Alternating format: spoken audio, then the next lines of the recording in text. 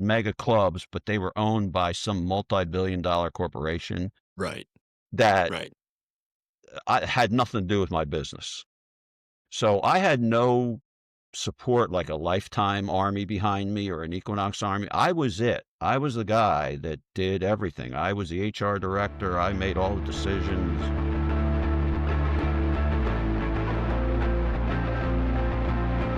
Let's dive in.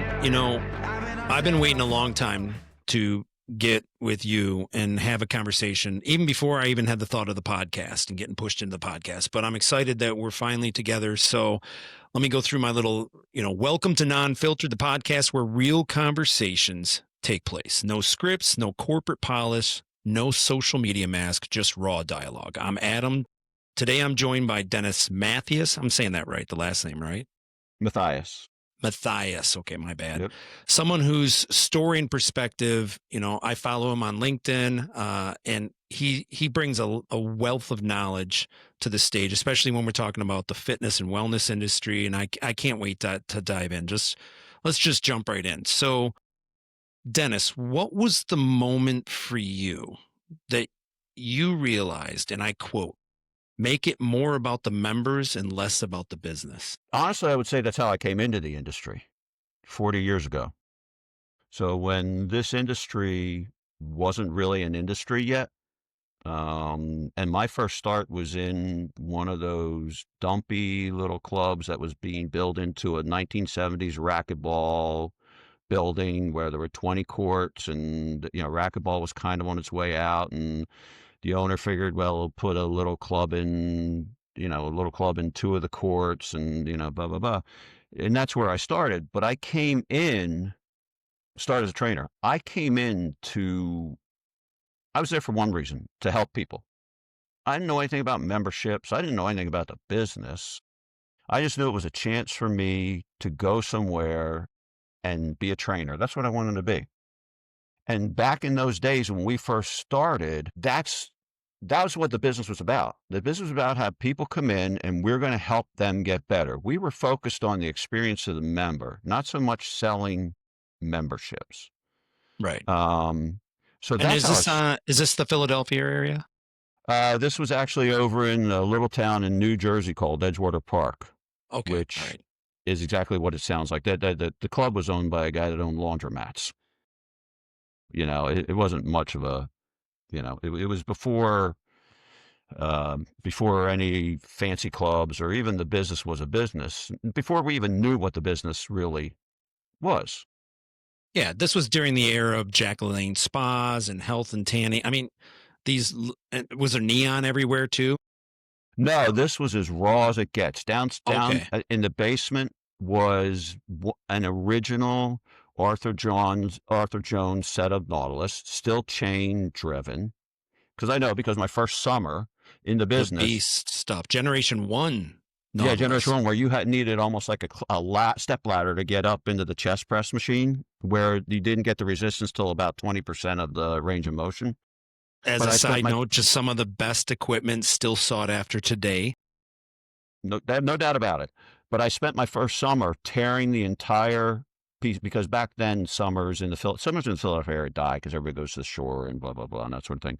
So I had very little to do. I spent the entire summer tearing down the entire set of it, re-oiling the chains and all that. So I got to know Arthur's pieces. But it was Arthur Jones. Then in the next room was, it just looked like one of the old Iron Head gyms we all grew up with in the 70s, where we'd go and hand chalk was everywhere and all that sort of thing.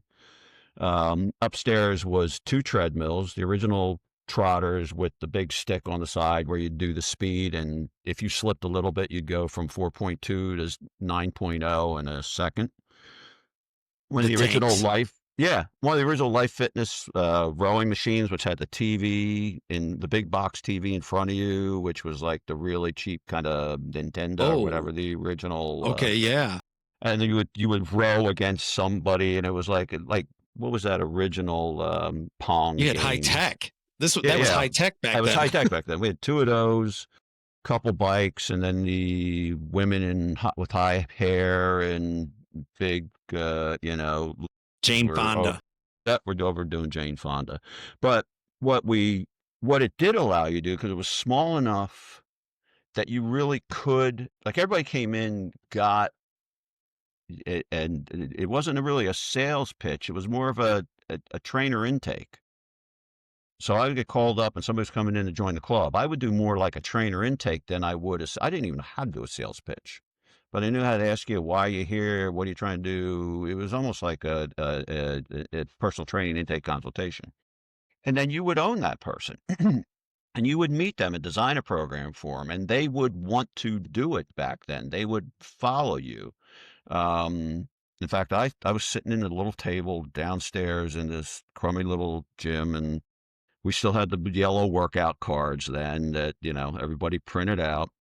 And I would give everybody a workout card. And then this is why I love technology. It took my plan from 40 years ago and made it doable.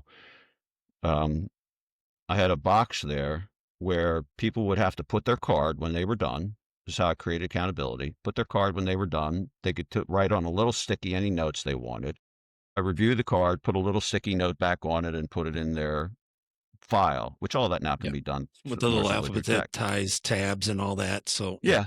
But back then it was all about the members, all about member service. It didn't become about selling memberships till I got involved with the 100,000 square foot club in Center City, Philadelphia.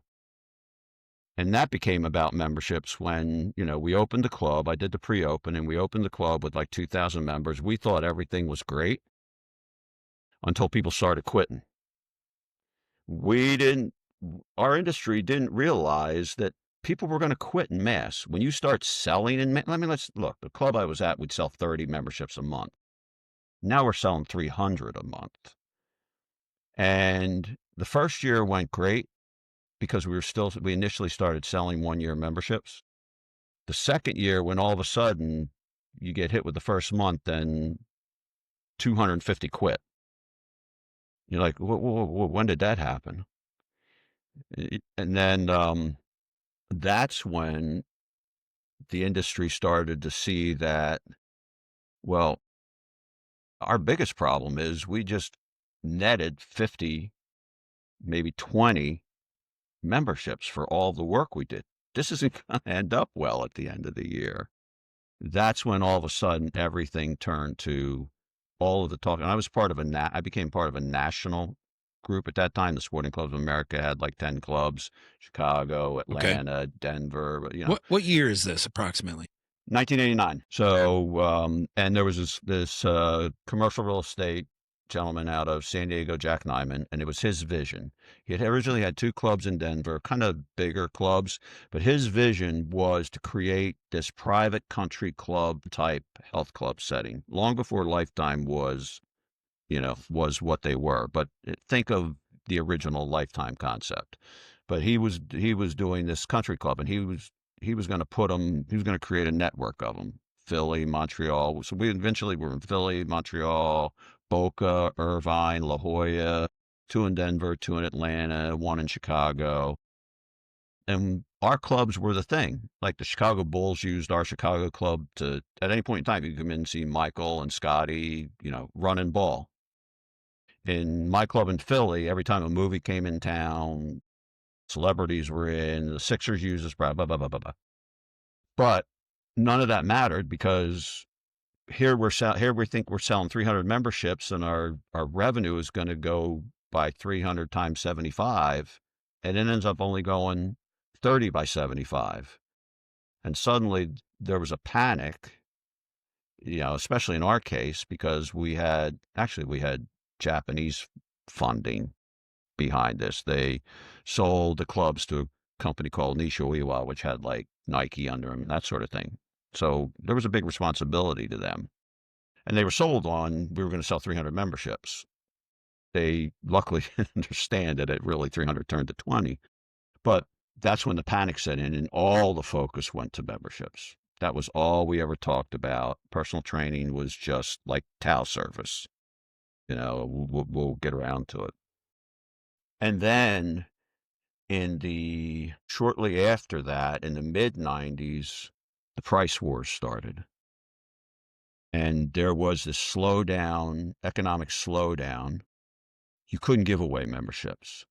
Now, up to that point in time, we were holding the toe on our fees. We were holding the line on um, annual memberships. There was no negotiating prices. The price was what the price was. Nobody could give away a membership. It didn't matter if you were a $30 club or if you were us. And the industry didn't know what to do with this first ever, total disruption. So what does the industry do? Starts changing all the selling rules. So the first thing to go was the initiation fee. We all had set initiation fees. That's the first thing to go. And the problem was that's when it became competitive because people shop. They go, well, I can go over to 12th Street Gym and I don't have to pay initiation fee. That's when the market started to say, what am I even paying an initiation fee for? What do I get for it? It's hard to explain because the bottom line answer is it's just part of the financial model. Initiation fees started to disappear. The next thing to go was a 12-month membership because people didn't want to, it was a barrier to join. So clubs started to offer month-to-month memberships.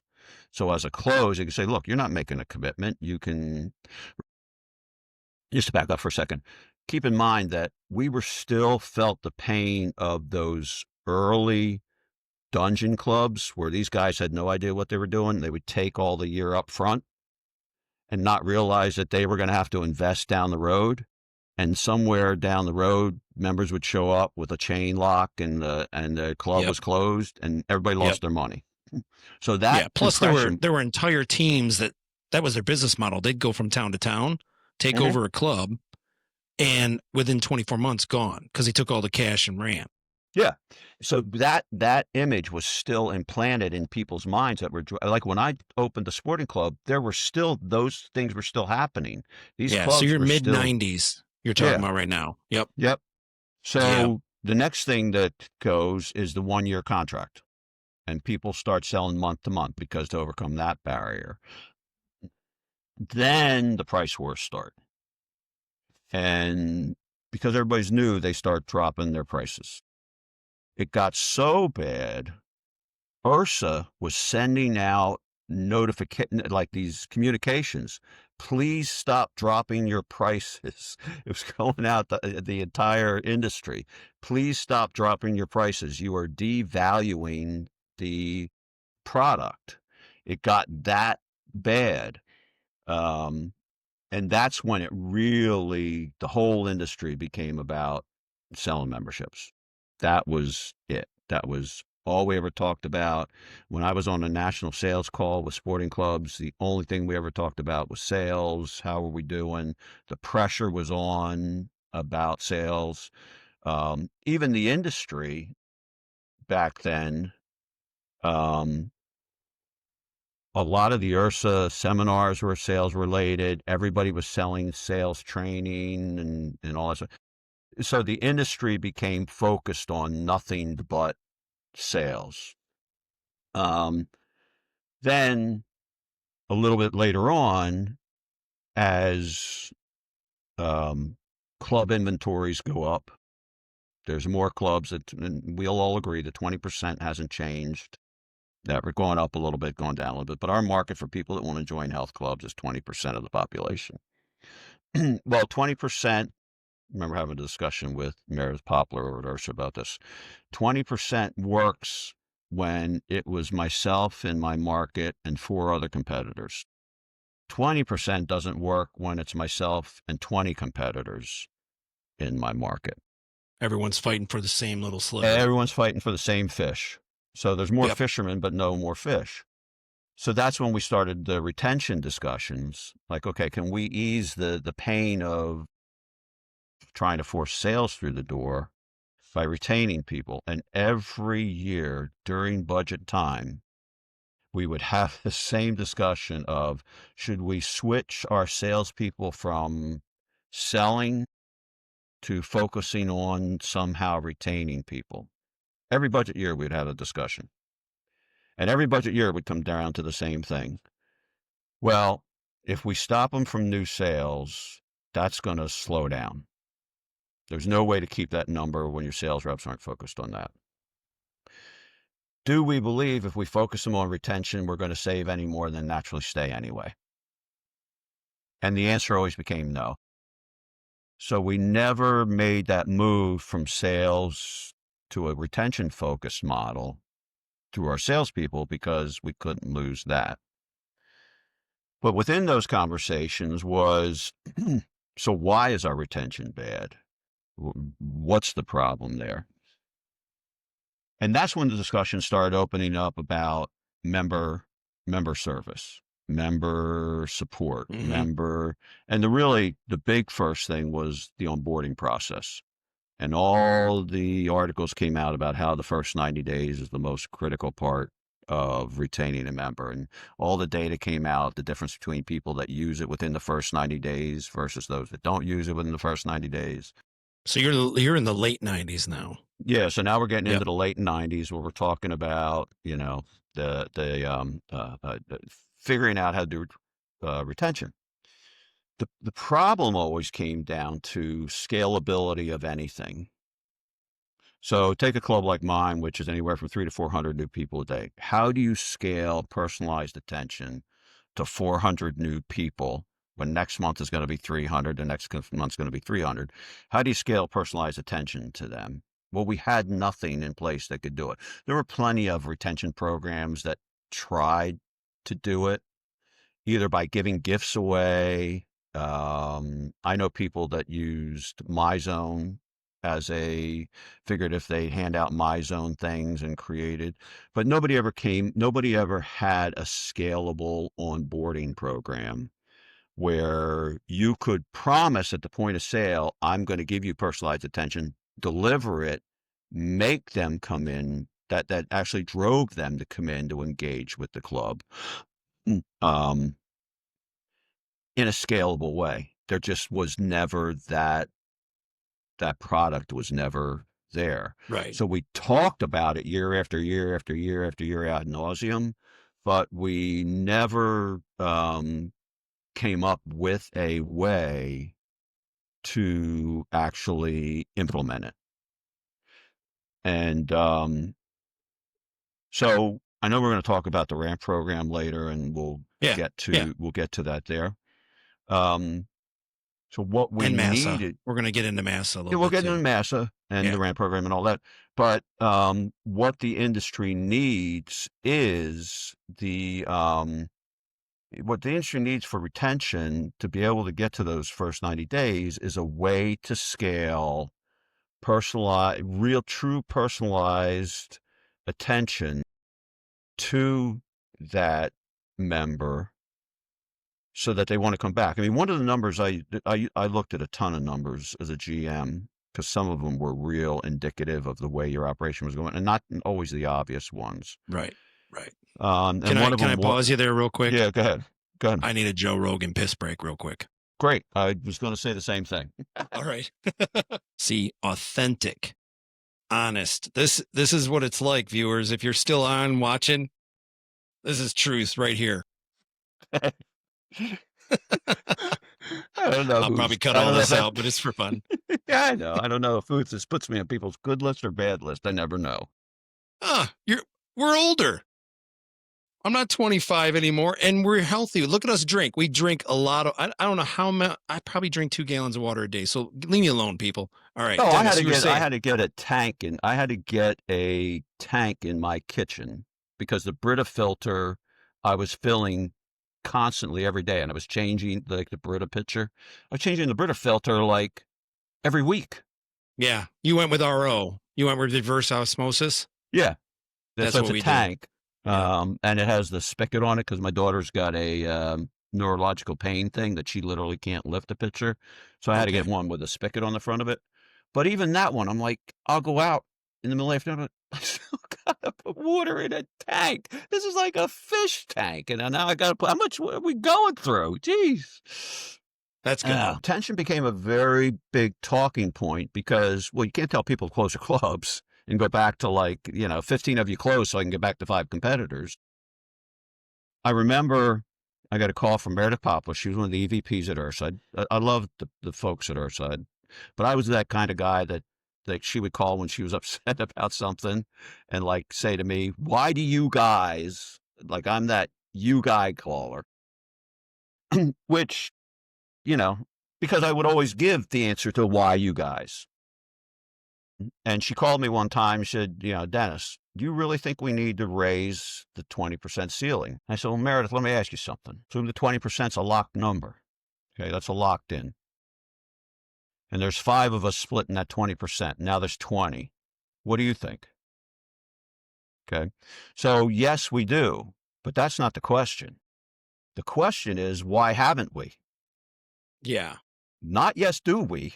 I mean, everybody wants a bigger market no matter what business you're in.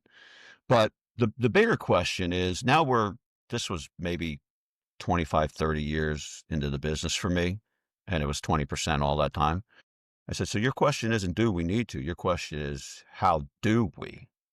I said, that's the answer somebody needs to come up with. But the retention discussion became so hot because it was just getting harder and harder to spread the numbers, especially when the market Planet had a significant effect on the market,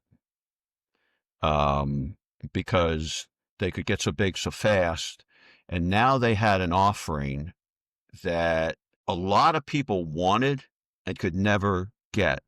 So for anyone that has never sold a large club, I'm talking about a lifetime type club, one of the questions you are bound to get if you do enough presentations on a regular basis is, well, I don't use the pool and the basketball court and the squash courts, and all I know is, can I just pay for treadmills? Can I just pay for group fitness? All the time Yep. you would get that. Now, in the early 90s, it was either me or the $30 mom and pop corner club that's dirty and doesn't have enough equipment and all that sort of that. So they didn't have a place to go. And they would pick me because they didn't want to go to the mom and pop. When Planet opened up, they answered that question. And for the people that were truly only wanted a treadmill, they could do that. You're in the 2000s now. Yeah. Okay. So up there. Let me, if I can, I want to jump Go a ahead. little bit because I want to back up and pull on some threads that you laid out because I'm trying to follow a little bit with timeline.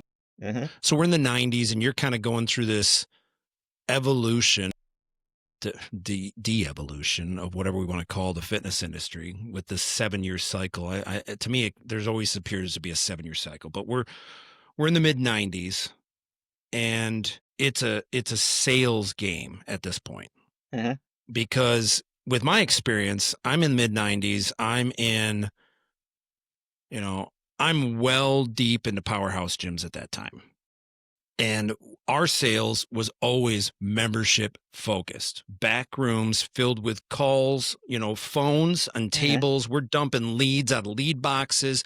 I'm throwing white pages at people, anything to do to set appointments, giveaways, TVs, vacations. You remember the lead box days. It was just crazy. And all you're trying to do is set up appointments. That there's basically, what was it? 30% of those appointments are actually going to show.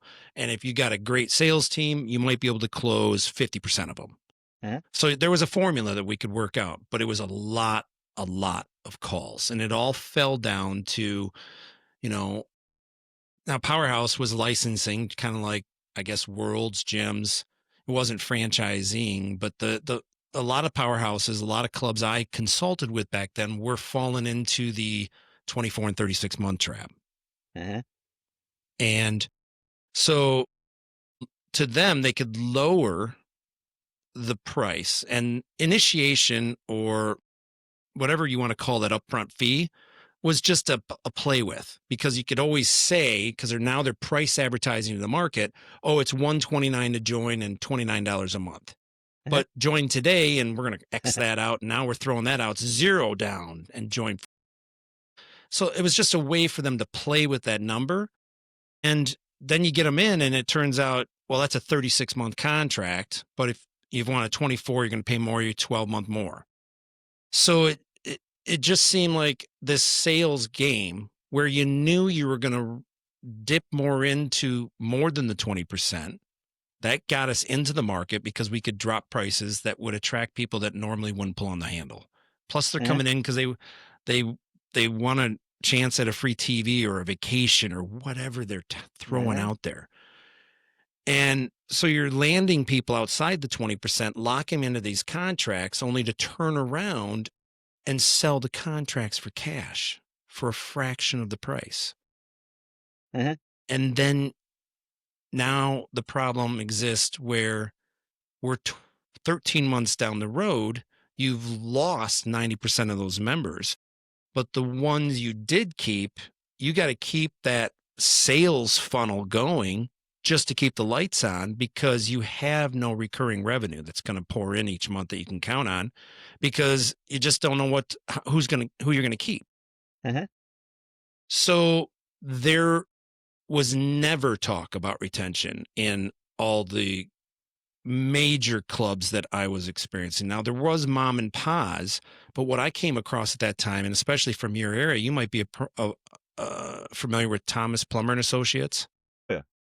Yeah. Thomas Plummer was going around the whole country, and what they were talking about just started to resonate and make sense because it seemed to be more retention, especially if you had a lot of money to pour in your club, but retention. So there were in the 90s some small factions out there that were trying to teach retention, but and why I wanted to bring this up is because I have to agree with you. It seemed like all the things that were working for retention required a ton of money. It wasn't a simple, technology play like it is today because we didn't have tech back then. Not really. And it took hand-holding or it took more members on the staff to be focused on concierge type of service, even towels. People don't understand towels. There was just anyway, why I want to go back and kind of pull on that thread is you bring up URSA, and in your experience, you kind of leaned into URSA. I would have thought at your level with 100,000 square foot plus clubs, you'd lean more into club industry back then. I mean, club industry doesn't really exist anymore, but club industry used to be my go-to, the big magazine that came out. Oh, yeah. No, well. It just seemed so informative that the big boys is where I'm down here at 10 to 15,000 square foot level, multiple locations. But what you guys were doing was leading edge. And I just seemed to lean more into that. URSA was just this thing that you could join that allowed my members to travel across the country, and the membership would be allowed in my club. That's what I remember URSA being. Not some kind of talk piece or going to Washington and advocating for us. And URSA just made no sense to me back then. It was just, it's the International Health and Racquetball whatever association, and somebody showed up at my club, and as long as I'm a member, I got to allow these people to come in. It gives them the ability to travel around. So I just found it surprising that you leaned more into URSA in the 90s than club industry. Am I incorrect in that assumption? No, you're right, but here's why. Okay. And I I'm just wondering who's going to be upset with me. Well, we're talking about the 90s. This is all experience from the past. Yeah, I know, but at our level, and I'm talking about at this point in time now, there are big boy players now. There's more big boys, more large clubs in the game. You got the Atlantic clubs up in New Jersey, Worthington's building out the NAC. You got the East Bank Club. You got the Houstonian. By now, big clubs are a market segment. Plus, you got ones going global, like Bally's is the biggest on the planet at this point. They just acquired Crunch a few years from now in 99 or whatever that was. Yeah. I mean, there were some players that were moving around, opening up franchises. They moved out of licensing. So, yeah, there's some big players moving around. But if you wanted to be a part of the old boys network, quote unquote, you had to be a member of URSA. So I became a member of URSA because, and I won't quote names. My involvement with URSA, actually, probably I've told people my biggest involvement with URSA was probably legally. Probably no less than 5 times in the state of Pennsylvania did the governor try to insert a sales tax expansion that would include memberships. And my memberships were going to be taxed at, he was going to increase it to like, I think 6.8 or 7.2. So my memberships suddenly were going to go up by 7%. And when you're at $100, you Yeah. know, well, as we know, any dues increase rattles the cages. But now you put a sales tax on top of it, and it's 7%. I never went up more than $2 a month. I'm going to go up $7 a month, which means, and that's not my money. So I'm going to do an increase. Now I'm not going to be able to do an increase at least 1 year, maybe 2 or even 3 years to allow that to settle down. So anyway, so I did a lot with Helen Durkin over there at URSA fighting. And Jimmy Worthington was really, I got to give him the credit. He was a lead on this. But I was involved with them a lot in fighting those kind of fights. Okay. But if you wanted to be a part of the big boys club, you had to be a member of URSA. Because there were some of these guys that wouldn't even talk to you. The first question was, do you belong to URSA? And if you didn't, you didn't get to play. We'll kind of get to this in MASSA. My go-to for if you want help, guidance, leader, whatever, was my Rolodex. I didn't go to Just for URSA. those of you listening that don't know what that is, Google it. I guess I am that old. Okay. I still have one too, so My cell go with phone it. contact list or whatever you want to call it. But my go-to for information was other club operators. I didn't look to URSA to tell me what I should do about private viewing screens or, buying and I went to enough club industry shows to go like, okay, I mean, I want to talk to Kevin up at the Atlantic Club. I Mhm. want to know what he did or didn't do. Um, and I delayed my zone for so long, not by my own decision, but by calling another GM saying, what's your experience been with my zone? And he told me. I'm like, okay, well, I'm not ready. So I belonged to URSA and I joined URSA and I supported URSA and I was, and it really was because that helped me build up my call list. I could get, I could get to people that, now my big clubs were always independent clubs. In other words, they were mega clubs, but they were owned by some multi-billion-dollar corporation Right. that Right. I had nothing to do with my business. So I had no support like a Lifetime Army behind me or an Equinox Army. I was it. I was the guy that did everything. I was the HR director. I made all the decisions, you You know know. what? And we should actually, just to clarify for people who aren't familiar with big clubs, just if you quickly go through like the amenities. I get what's here available, but I don't think there's people on that might be listening who who understand the amount of businesses within the business. Okay. When So I had two of them. My Center City Philly Club was an adult only club. So my amenities were a little bit fewer: spa, a hair salon, a bar, restaurant, personal training department, racquetball department, squash department. So they were all departments that were giving lessons. But if you want to go to the 174,000 square foot club, which was, adult and child. So I had childcare, I had a full service spa and hair salon. I had aquatics program. I actually had a tennis barn attached with 10 tennis courts. So I was running the tennis business, the personal training business, small group revenue driving source. I had 3 full-size basketball courts. So I was running a basketball leagues and lessons and that sort of thing. So you could have 8, 10 different businesses within that one business that each had their own financial, Right. and you Right. were responsible for that. On top of that, to put kind of size to it, I would have 300 to 400 employees, everything that would range from a full service housekeeping staff all the way up to the directors of each of my departments. Oh, I had a wellness center. I mean, I kind of forget everything that I had. Yeah. So I myself, because again, I wasn't a lifetime Equinox where I had an HR department behind me. Now I did, but in the corporation, and the only time I would call them is if something was going to turn into a legal issue that would blow back on the parent corporation. Right. But otherwise, the day-to-day HR employment law issues I would have to handle. Yeah. And You're the CEO of basically a 500 employee company. Yeah. I'm it. With, So I had two marching orders. Give me a black colored EBITDA and don't get me in legal trouble.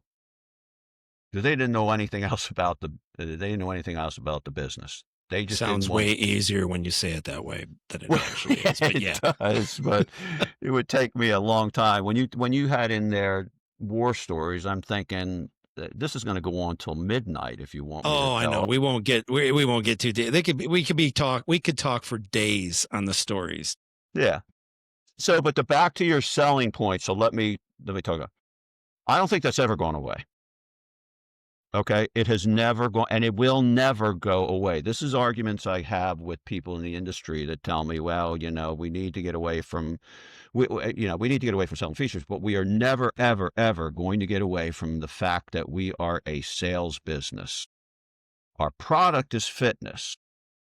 But if you ask me what our business is, it's sales. We need, if I don't sell enough memberships, there is nothing else on my my profit my profit and loss statement that can make up for my memberships, my membership level. That can be anywhere from 50.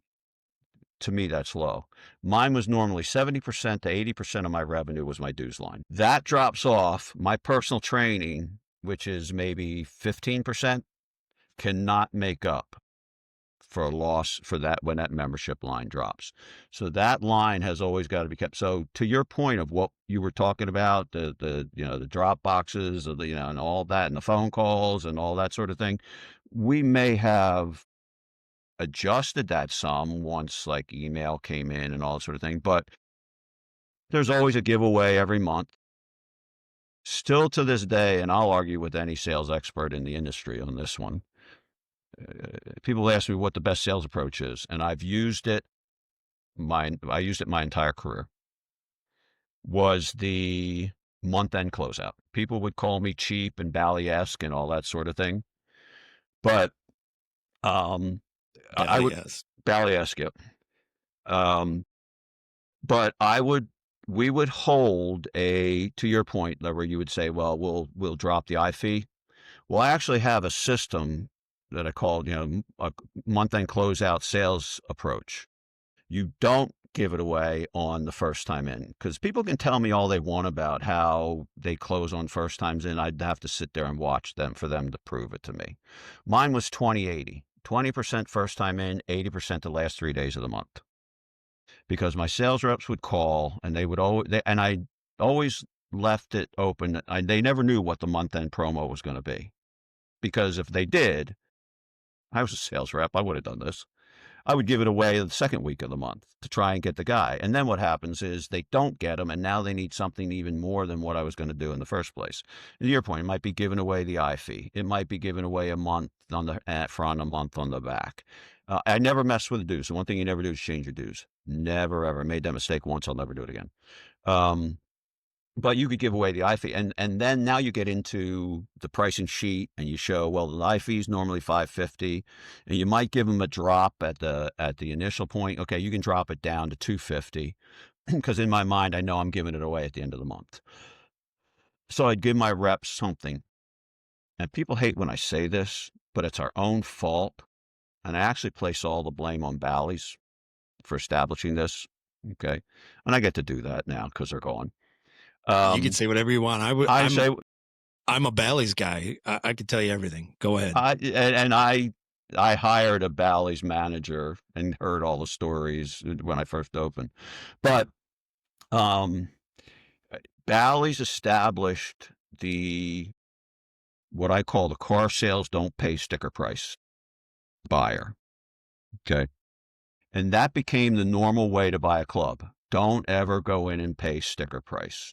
We didn't want that, but it became that, especially the way Bally's, and that person wasn't, even if you only took $5 out of the guy's pocket before he left. I'm sure, I don't have to tell you about the TOs and the manager listening to all your presentations and I don't have to tell God you any of it. speaker. Yep. Yep. Yep. Okay. But nobody was allowed out of that building without getting something out of their pocket. I can Okay. neither confirm nor deny what he's referring to with the God speaker, by the way. I know that. And so we trained our buyer to not buy sticker price. Now, Bally started it, the rest of the industry magnified it. By exactly what you and I just talked about. We dropped fees, we cut everybody a deal. They go out, they sit at the dinner with somebody. Yeah, go over there. Don't pay what they first tell you, because he's going to come back with better. So And then they killed you. They killed you guys with the $12 a year renewal. You couldn't keep. Yeah, go on. I'm sorry. yeah, so that became a way you had to sell. There was no way to play stick to my price game. Not when I needed 300, 400 memberships. It wasn't going to happen. On top of that, we have struggled our entire career with sales teams, whether a 4-6 or whatever, are just like any team of anything, sports team, whatever. You got 2 superstars, 3 people in the middle that aren't superstars, but they're steady, they keep going. And you always have 1 or 2 at the bottom that you're constantly flipping over. So their sales skills are not enough to get you through there. So you need to give them some type of easy way to ask for the sale.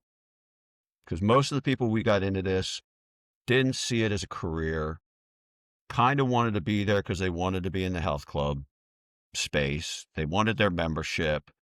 They weren't great skilled sales reps.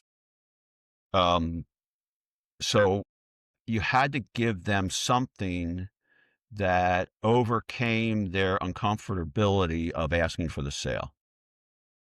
And that was where we came up with the month-end closeout. So, hey, Adam, listen, I've been talking to you since the beginning of the month. Look, I just got this from my boss right now. Normally it was $250 up front to join, $39 a month. He's allowing me to sign anybody up between now and the end of the month. He would make these calls the last 3 days a month. He's allowing me right now to waive the fee and give you the first and the last month of your 12 months free. But you got to do it before the first, because he's telling me on the first he's got to go back to his regular numbers because he's not going to hit them.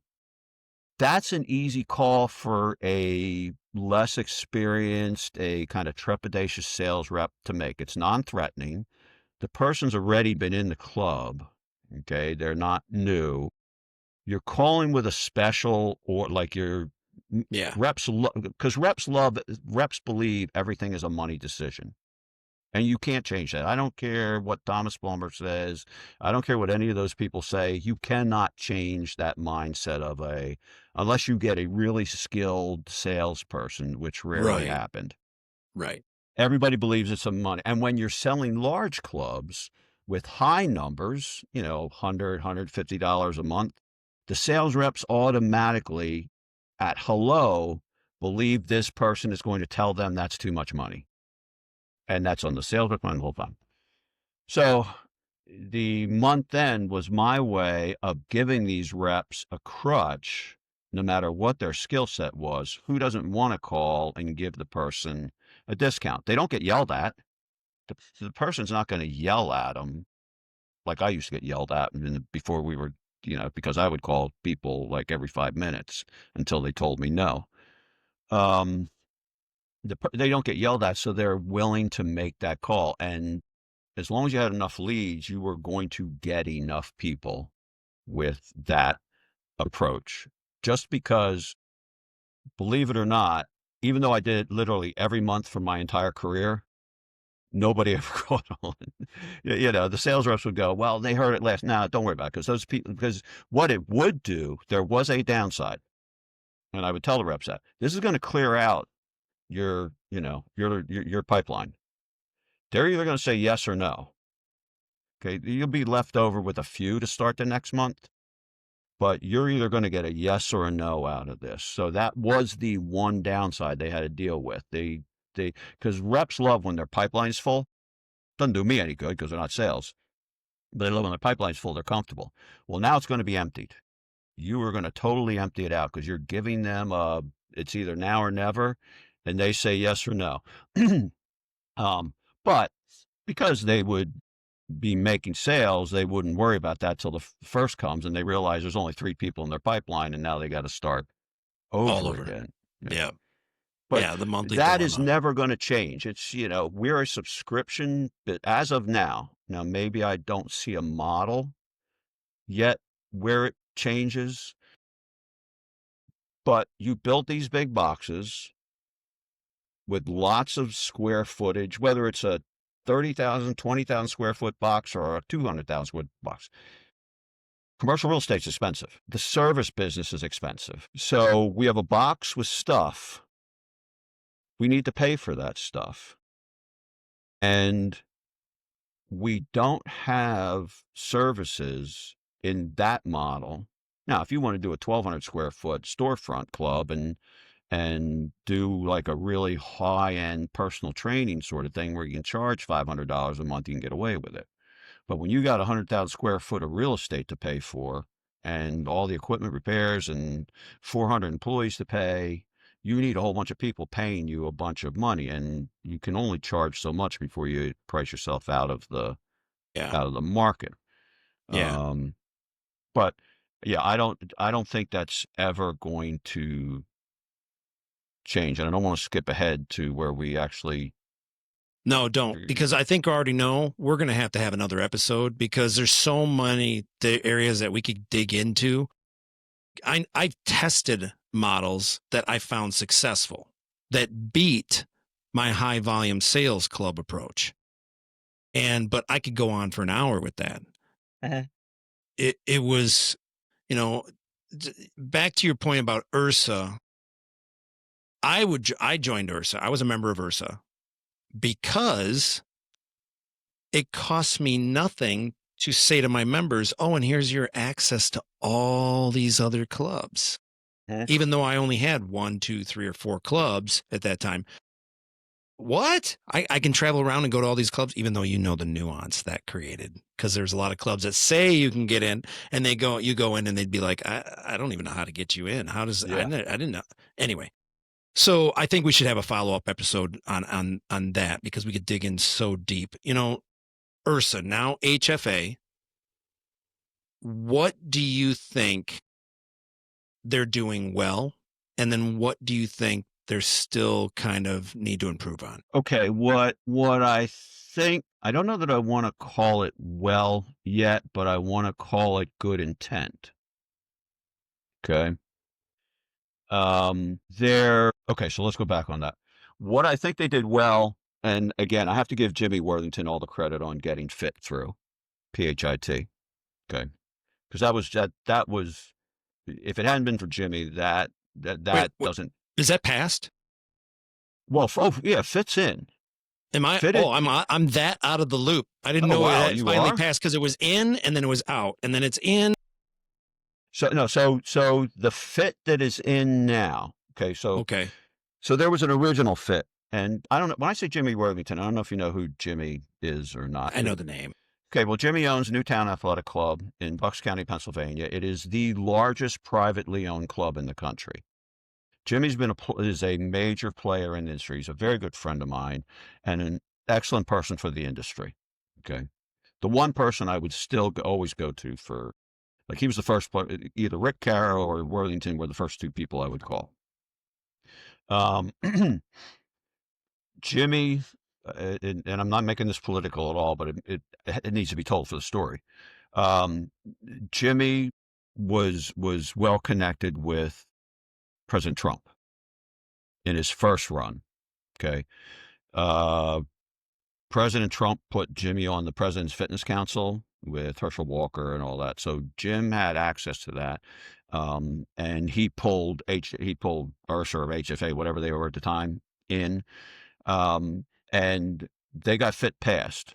Now, so Fit originally had a list of like this, and eventually got passed down to this. So the very quick explanation for anybody that's watching Fit that doesn't really know about it right now. The quick thumbnail of it is you can use your HSA card money or that money to pay for fitness related programming, provided that the doctor gives a letter of Medical necessity. medical necessity for a first time diagnosed condition. Okay. Now, I don't fault the effort that Jimmy and Ursa and all that put into getting it that far, because just what came out of that cracks the door open to have further discussions. Yeah. That, you know, to go deeper. And I know that they are. So I know that they're down there battling that to do that. I also know there's an effort going on to try and put the fitness world into the medical world by getting trainers to have. I spent 10 years with the health system and literally with the health system. I was working with the doctors. I was a director in the health system, which is this is the area down. where you and I kind of met. Yeah. Yeah. Okay. So I was in actually the fitness and healthcare world at the same time, but I was a director on the outpatient management service team. So I got to learn that business of the business. Our challenge is that the medical world only recognizes state licensures. Okay. And now I'm going to really make everybody upset. And I know this only because like we're talking, these are the type of conversations I would have physicians every single day. We had close to 500 providers that it was my job to deal with. Some liked me, and I can tell you what a lot of doctors think about our space too. Oh, yes. I'm not going to go into that one because that was really going to upset people. And they'd love to be able to tell me because, number one, they hated me because I was director, which meant I coming down to deliver the bad news from the C-suite, which they hated. Had something to do with the EMR or whatever, and something they hated. So they got to yell at me because I wasn't really their boss. And they got to yell at me about, I don't know what you do. What does a fitness person do? I mean, it's. Yep. I'm telling you, I've heard it all. So so with the HFA and their attempt to, because we're never going to be state licensed, and I don't know that we want to be in the state of our industry. Okay. Because it's already hard enough to hire personal trainers. If they have to go through state licensures in each state on top of their certifications or all that, I don't know that it fits in. Aside from that, I don't know it's ever going to get done anyway, because when you weave in the health insurers, if you ask them about it, ATCs, athletic trainers, are already there, and they're not going to understand the difference between a personal trainer and an athletic trainer. In their mind, they do the same thing. You know, if you go into your orthopedic surgeon or pain management, the person that comes in and does your prep questionnaire is an athletic trainer. So they're already there. But I think their effort in trying to find that connection is worth the effort, because I think it's how we break the 20%. I think the only way we're going to break the 20% is if we connect with the medical space, because those 80% don't want to come to us. They have to be made to come to us. And I saw that when I built my cardio program on the EMR, and I was getting those people that would have never come to the club because the physician made them come. So I think that's something that there is worth their effort. You're going to give me a lot of trouble, Adam. Don't hold back. We're overthinking it. And I know people are going to... Which piece? The connection between medical and fitness. We are overthinking how to make that come together. Okay. Um, we're trying to make it more complicated right now than it needs to be, and it's stalling the process. And I only say that because of my experience of building my cardio program, getting added to the EMR, which in the medical world takes an act of God. I mean, my program was on the EMR when our own physical therapy department wasn't on the EMR. And believe me, I heard about that. Um, so I got on the EMR of the network of our 102 PCPs, and I was getting 5 referrals a day. Just boom, boom, boom, boom, boom. They never asked me what my certifications were. They never asked me what my qualifications were. They never asked me any of that. What they bought off on me was my protocol structure. So when somebody came in, there was a protocol and a system to what I did. And that was what they trusted, that every patient they sent me was going to go through this specific protocol. Didn't matter. I And when wasn't you say licensed. they, you're talking about the providers. They needed The a level of physicians, yep. trust to look at your protocols, so they knew that once their patients went in that door, they knew boom, boom, boom, boom, boom. Yep, that I wasn't going to be Yep. some rogue bubblegum trainer that was going to hurt them more Yep. than help And you them. could tie that protocol back to an ICD 10 or whatever series it was back then to that code that they could then bill. Yeah. Well, no, they didn't even bill. They didn't care. Okay. Okay. Here's where we go off the rails. Okay. Okay. First of all, and now I'm going to speak having been with physicians every day of my life, not just the 10 friends of mine at the club. These were real physicians. They want lifestyle support. They really want it. They just don't have there's a couple things going against them. One, they don't have a resource for it. Two, there's very few private practices left. Almost every physician is owned by a health system. Okay. Mm-hmm. Thank you, Affordable Care Act. Yeah. Well, it was also private equity going in and buying it up. Yep. And this, I won't go off on this, but this happened. What these health systems were doing was they'll go into a medical college. They'll walk into the class and we'll say, okay, when all of you family physicians are graduated, you have a $250,000 job with us. So nobody was going out into private practice. They were taking this $250,000 job. So these health systems were just swallowing up all these physicians that were going to go out and maybe do private practices. Plus now these health systems have expanded. You can't go a block without running into a health system family med center. Right. And for people who are watching, listening, you can measure his words' truthfulness by looking around at the megalithic hospitals that have popped up in the last 10 to 15 years. This is exactly the point I think you're getting at.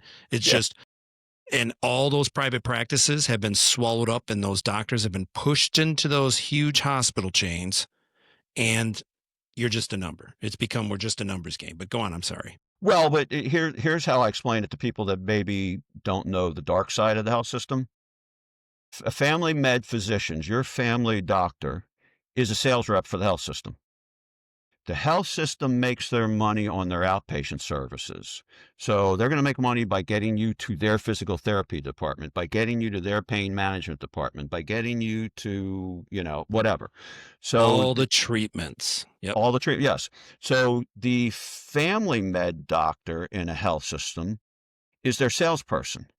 They're the person now they do make money off of that, but now what's happening, and I've sat in on these meetings and I've had to deliver these messages, and this is why I wasn't always every doctor's favorite.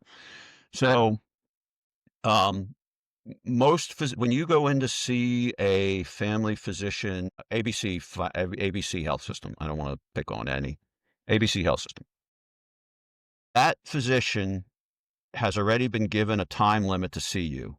Most often it's about 15 minutes. Okay. So that physician has 15 minutes to diagnose and treat and provide a treatment and turn around to their EMR and plug in all the data and the notes and all. 15 minutes.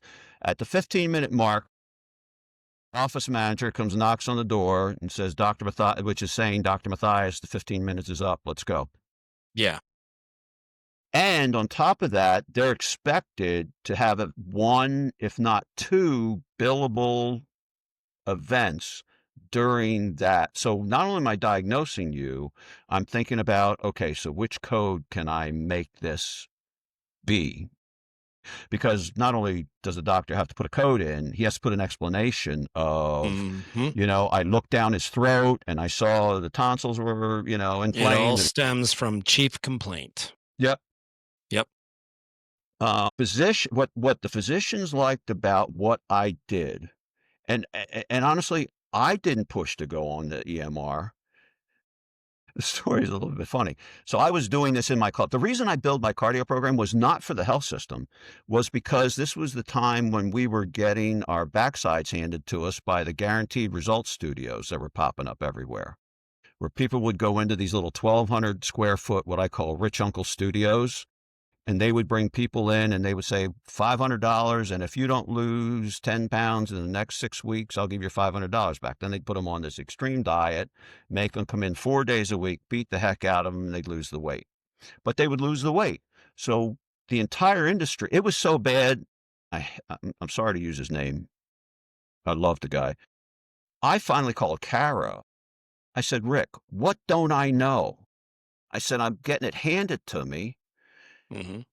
By places that are using equipment that they took out of my junk pile. What he said, Dennis, there's no answer.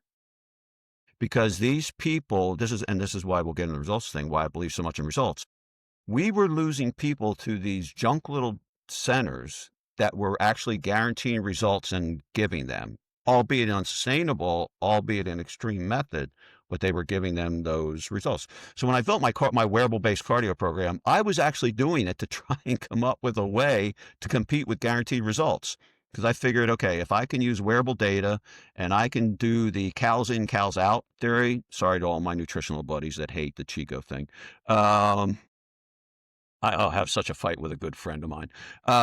But I figured, okay, if I can give him a break. They were talking years ago, so yeah, this is ahead of the curve. This was just a short time ago, and I got killed by RDs. Short time ago in tech days is yesterday. I mean, that's a good point. You're ahead of the curve, boy. That's a good point. So when I built it, I was like, okay, well, if I can control the cardio workout better than we do now by using data from these wearables, I can drive weight loss.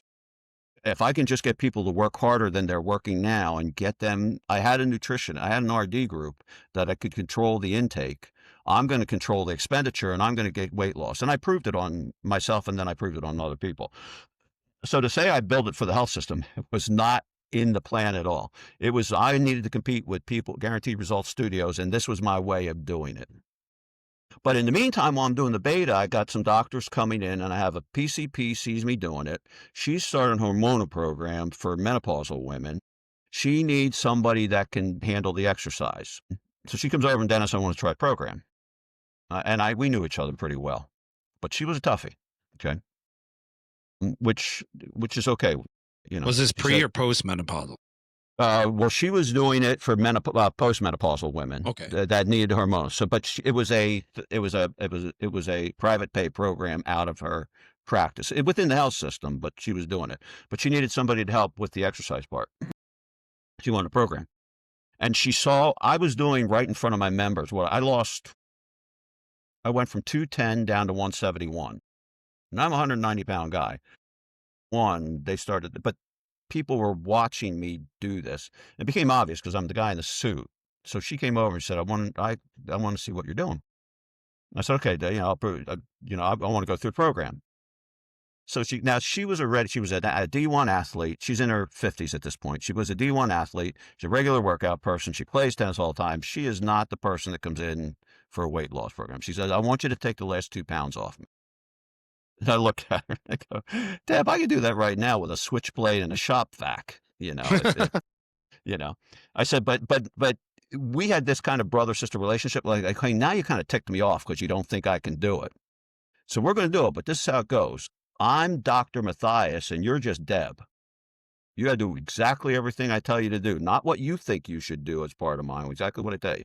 And she, no, I want to do that. I said, the other thing is you cannot reweigh yourself for 12 weeks because this isn't going to happen overnight. She said, okay. So she followed my program. Finally came up to me at one point, no warning or whatever. And not that it mattered to me. Came up to me at one point. She goes, I'm ready to weigh in. And I had a Tanita scale, legitimate $2,000 scale. It was. So she jumped on and she actually lost 4 pounds, but was even more impressed by a 3% body fat drop because she kind of knew what she was talking about. I thought, okay, great. She was all excited about it, great. And I thought, okay, that's the end of it. And then I went back to trying to sell memberships. All of a sudden, I get called into a meeting. I walk into a room, and there's the COO, there's the head of the Family Med Network, there's Deb, who was the one that did it, and her partner, who were actually in charge of the resident program as well. The entire marketing team, entire sales team, like this big room of people. I'm thinking, it takes this many people to fire me? And I sat down and I'm going, this can't be good. Okay. And Deb looks at me and goes, well, we're putting you on the EMR. I literally just sat there and I go, what are you talking about? She goes, we want to put you on the EMR. Okay. All right, well, now what? And so to make a long story short, we went back and forth. There were two motivations for them. One is the physicians she saw it worked, and she really wanted it as a benefit. And she wanted it for the entire PCP network, not just her office. She went to the director, Dina, of the PCP network and said, Dina, we have to have this in every office, amended on the EMR. The marketing team was because they were going to market this program out into the public to say, we are the only health system that has an exercise program attached to our family medicine program. So they were going to use it as a marketing tool. To which I said, now, prior to this, I'd had plenty of interaction with doctors. I have written plenty of post-op prehab programs and all that sort of thing. None of them ever worked. So I said to him, well, on one condition, okay, because this is only going to work on one condition, that your doctors tell your patient they have to come. That is the secret between medical to fitness.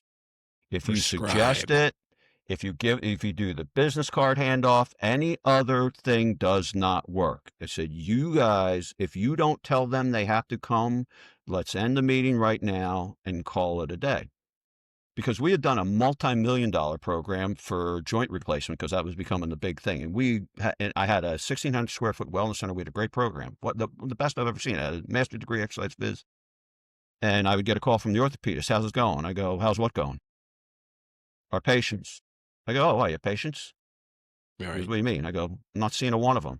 Why not? I said, because you're not telling them to come. I said, my person calls them. And they go, my doctor didn't tell me to go. So my point of that is that physicians want to refer. They don't have the time. They don't have the time to talk about it. They're not given the time. It's not a billable event. Nor do they want to get into the discussion because they only have 15 minutes to find out why you're there and tell you what to do. So if I come in, my throat hurts, I come in, my ankle hurts, I come in, my back hurts, I come in, I got neck pain, I got 15 minutes to try and figure out what that is and then give you your next move. I don't have time to talk about what's your nutrition like, what's your exercise program like. And then on top of that, they don't have anything to tell them to do. So right. What they have one semester of nutrition at best, and they have no semesters on exercise science or exercise physiology unless they're a specialist. Yeah. Well, and they know the patient isn't going to follow it. Patients don't follow half of the medical advice they're given. They're not going to follow lifestyle advice just on their own volition. So what they liked about mine was all they had to do was flip around to the EMR, click the referral to the healthy lifestyle program, it was called on the EMR. Click that, said, okay, you're going to be getting a call from Dennis. I want you to go see him. That was all they had to do. I had an assistant who could get into the EMR, see all the people that got referrals, just like a physical therapist office would do. And she would call them all and say, okay, yeah, I'm calling on behalf of Dr. Malloy. We need to set you an appointment with Dennis. I would do all the intakes. She would set my appointments, and there was my schedule, and it would probably be about a 90% show rate. They would Yeah. do their 12-week program in the club for the most part. By the time they got to the end of the 12 weeks, it was a slam dunk conversion to a membership. Because during the 12 weeks, and then this is how we'll get into that onboarding 90-day thing, because within those 12 weeks, they would come to their thing. Because with the wearable technology, at that point in time, I was using something called an Atlas wearable, which was one, original one. And Peter had it so that all you had to do was wear the wearable, and then the data would automatically come to the portal so I could see it. Nobody had to chase anything down, which is the only way to do it. So they knew I didn't have to be with them. They could come anytime they wanted, but they knew I was watching them. And they knew I was going to send a report back to the doctor. Very simple report. The docs love the report, something that they could read in 30 seconds and go over with the person in a minute. And they love it even more when it's in their language. Yep. In their language. So, so when we say we're trying to connect to the docs, we have to forget, and trust me, I spent my first couple years thinking I knew better than the docs, and I knew what they needed from me. And the biggest lesson I learned was I had to stick that all in my back pocket and figure out what they wanted from me. And that was what they wanted. They wanted something that was simple. It was outcome driven. Because of the way I did it, use data properly. You can drive outcomes because you can control effort. So you can drive outcomes. I would send them back to them better than they were.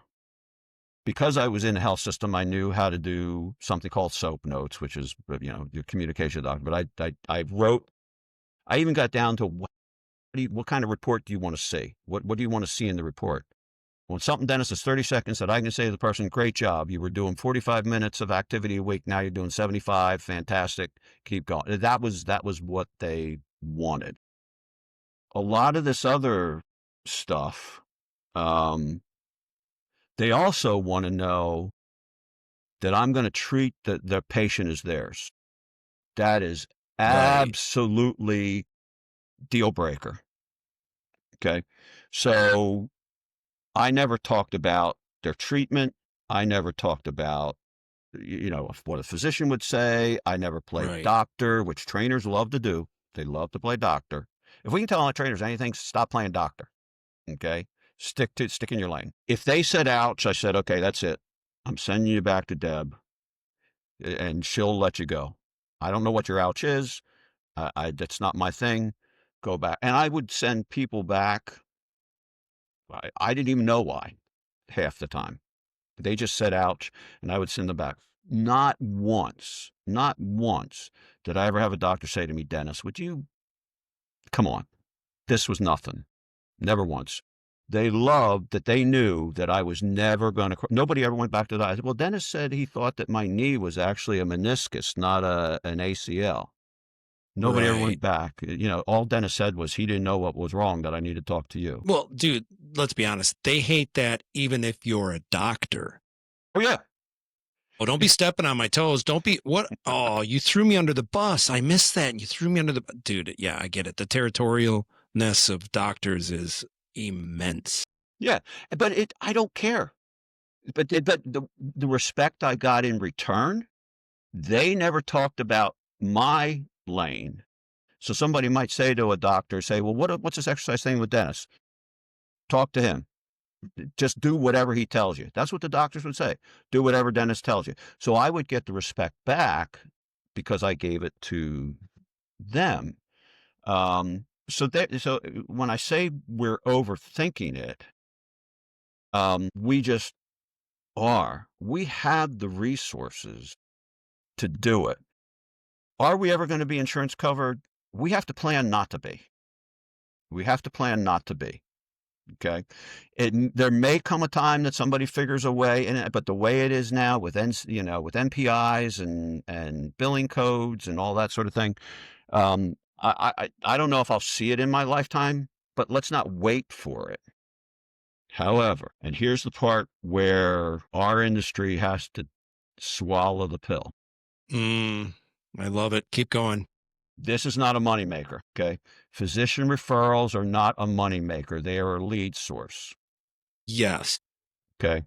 Here's why. Because people being referred from a physician to anything are expecting maybe there's a $10 copay, whatever the case may be.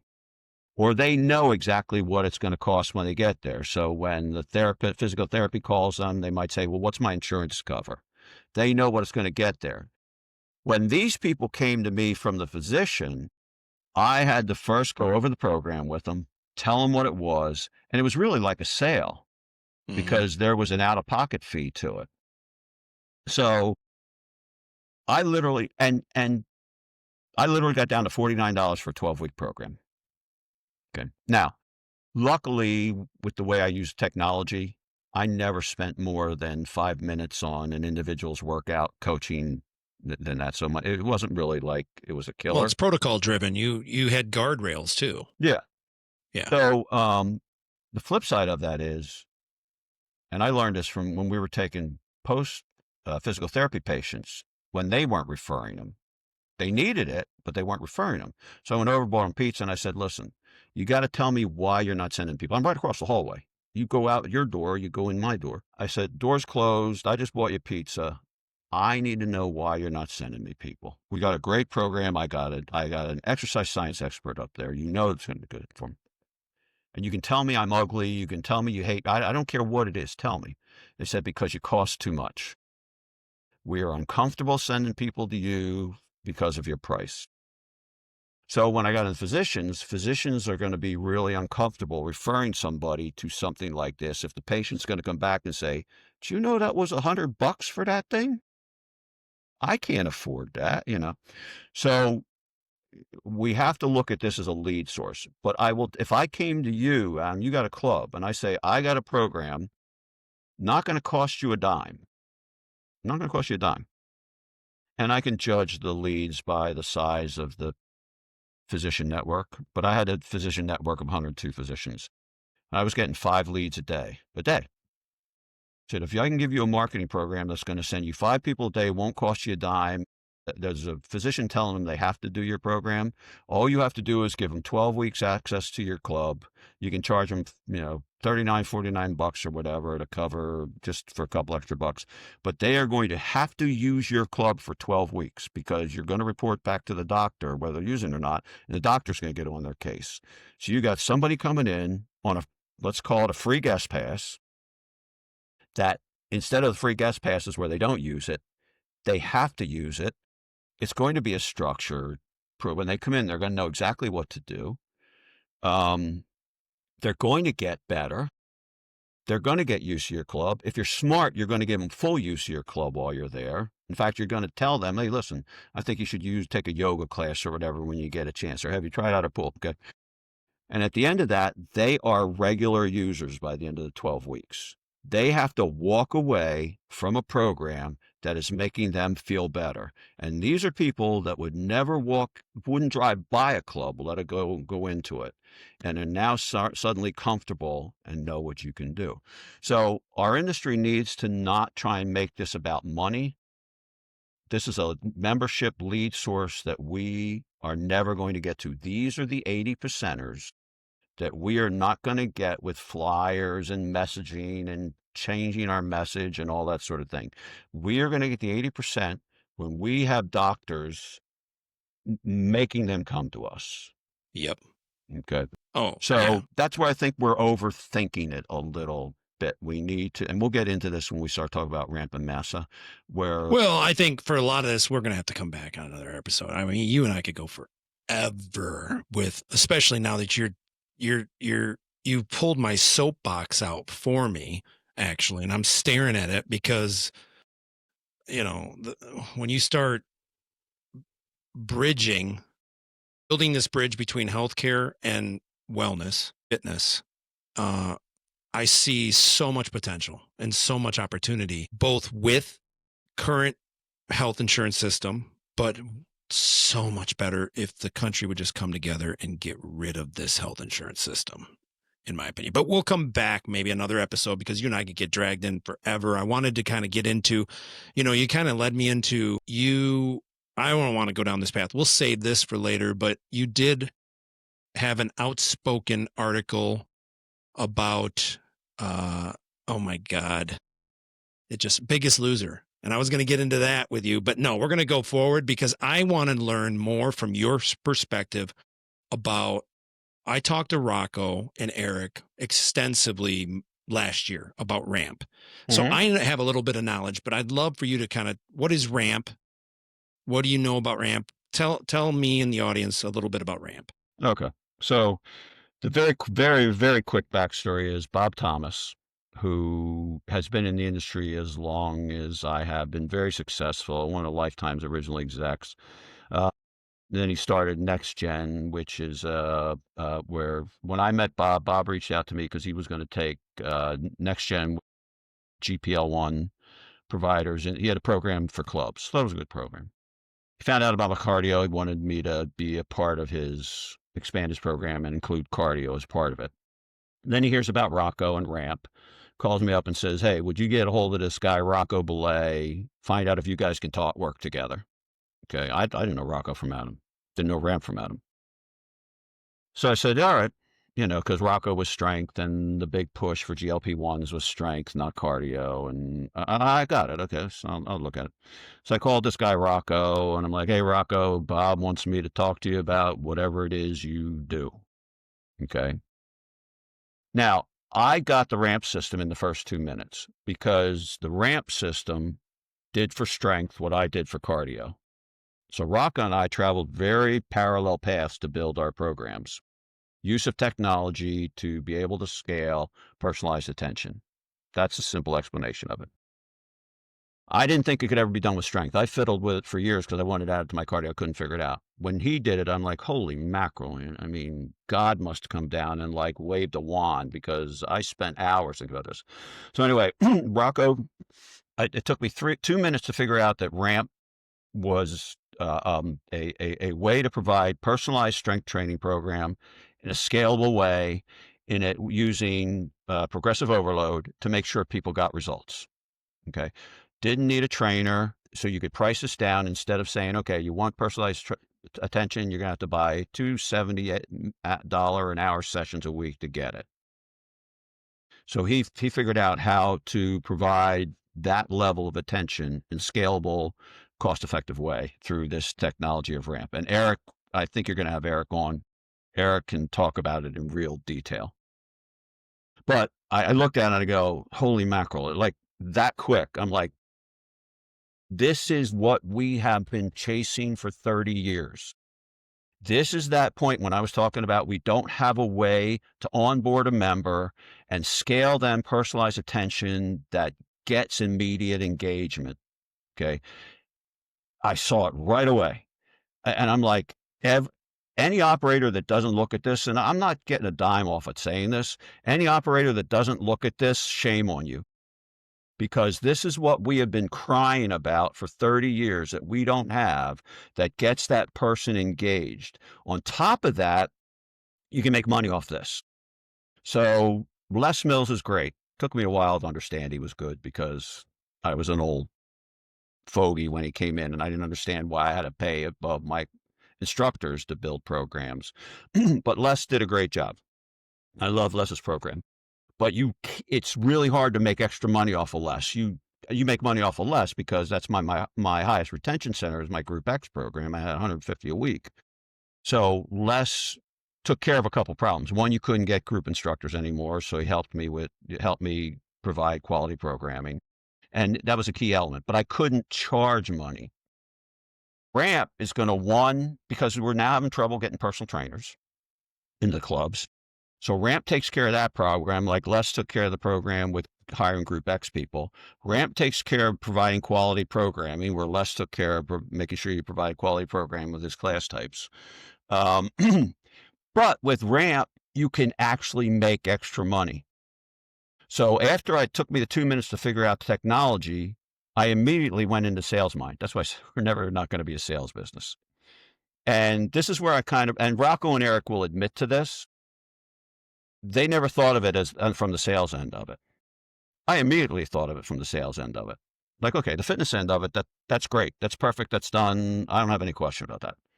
But what this is that point of sale value add where sales reps can sit at the table and say to a person, I can get you results.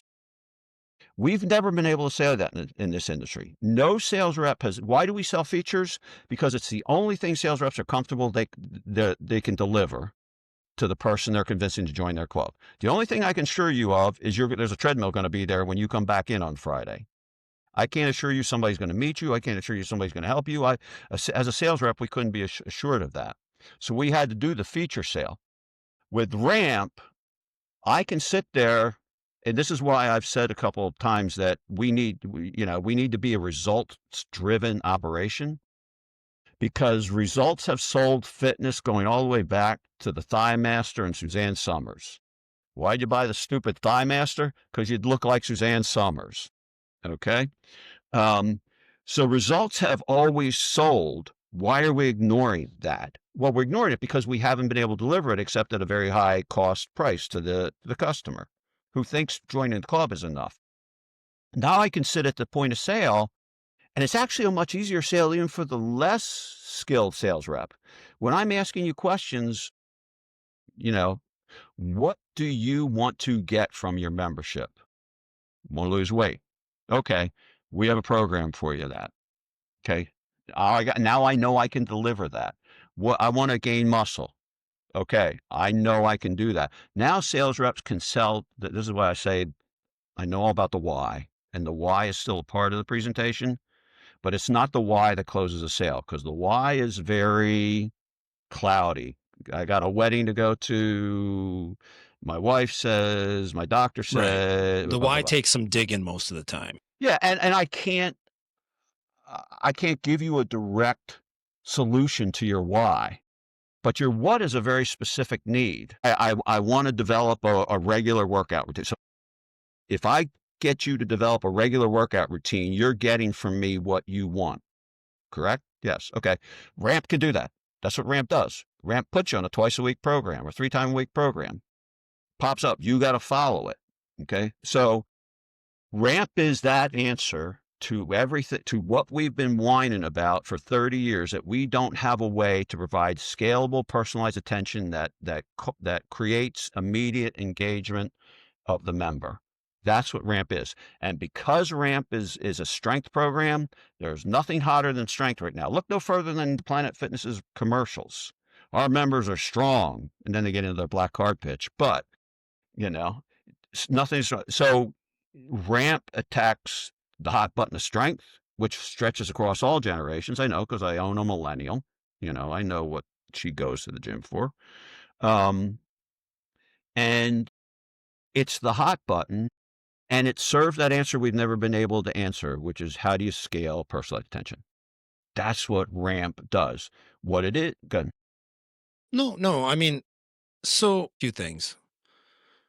Did you ever hear about and witness Apex Fitness Systems?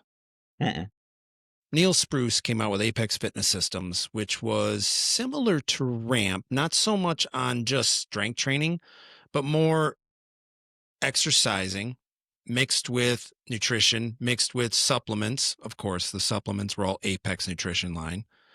And there were the clubs that I was in the 90s and early 2000s that had Apex Fitness Systems. In fact, I think 24-Hour Fitness took it over at some point and just ran it into the ground. But it was similar to Ramp, except Ramp, to me, appears to completely focus on the strength side alone and getting those results just through strength training. So, no.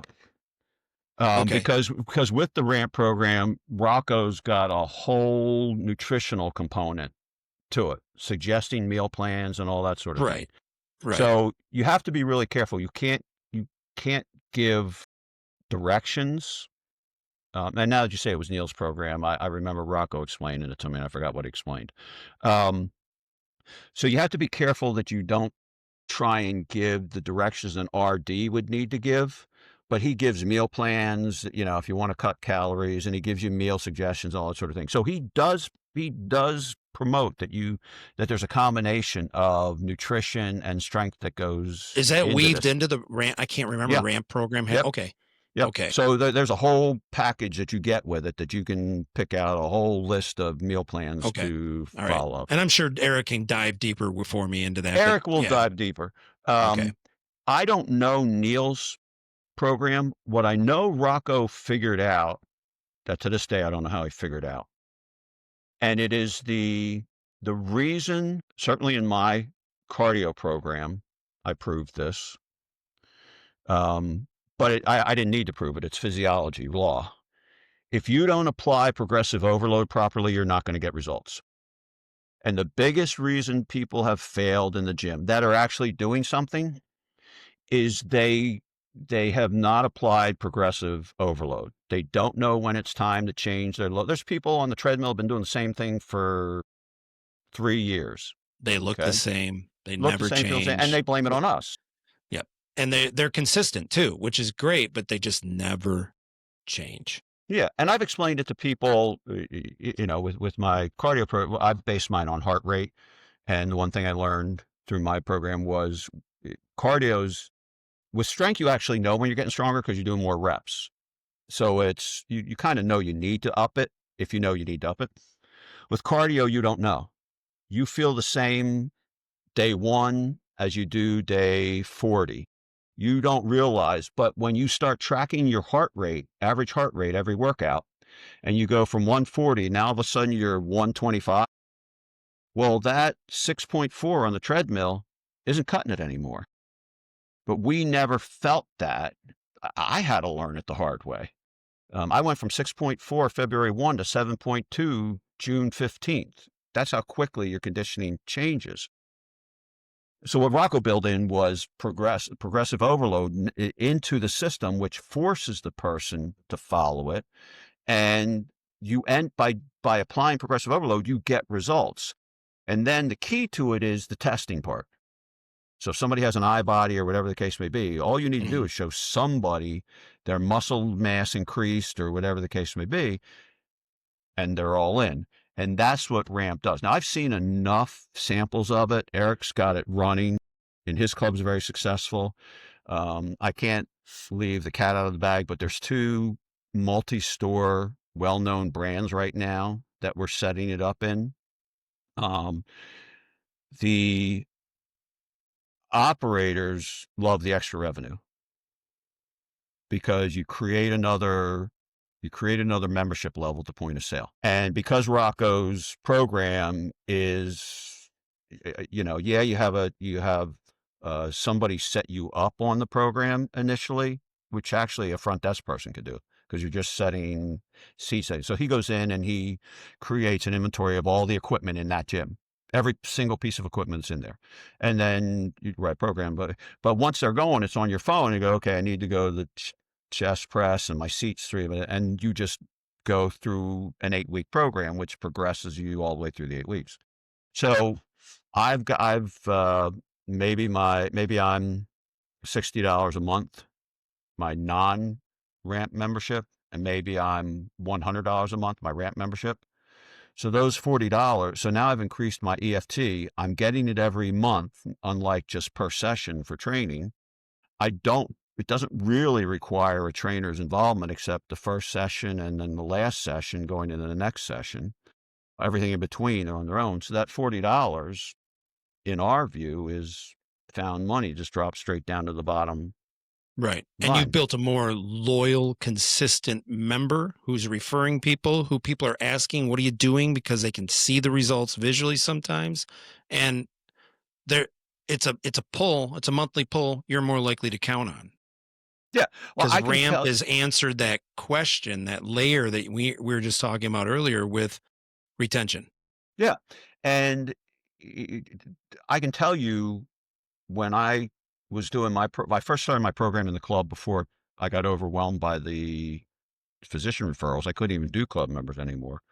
Um, it was not, I never marketed it. Even in the club, I never marketed it because Adam comes in, I explain the program to him. I explain in detail exactly how he's going to succeed.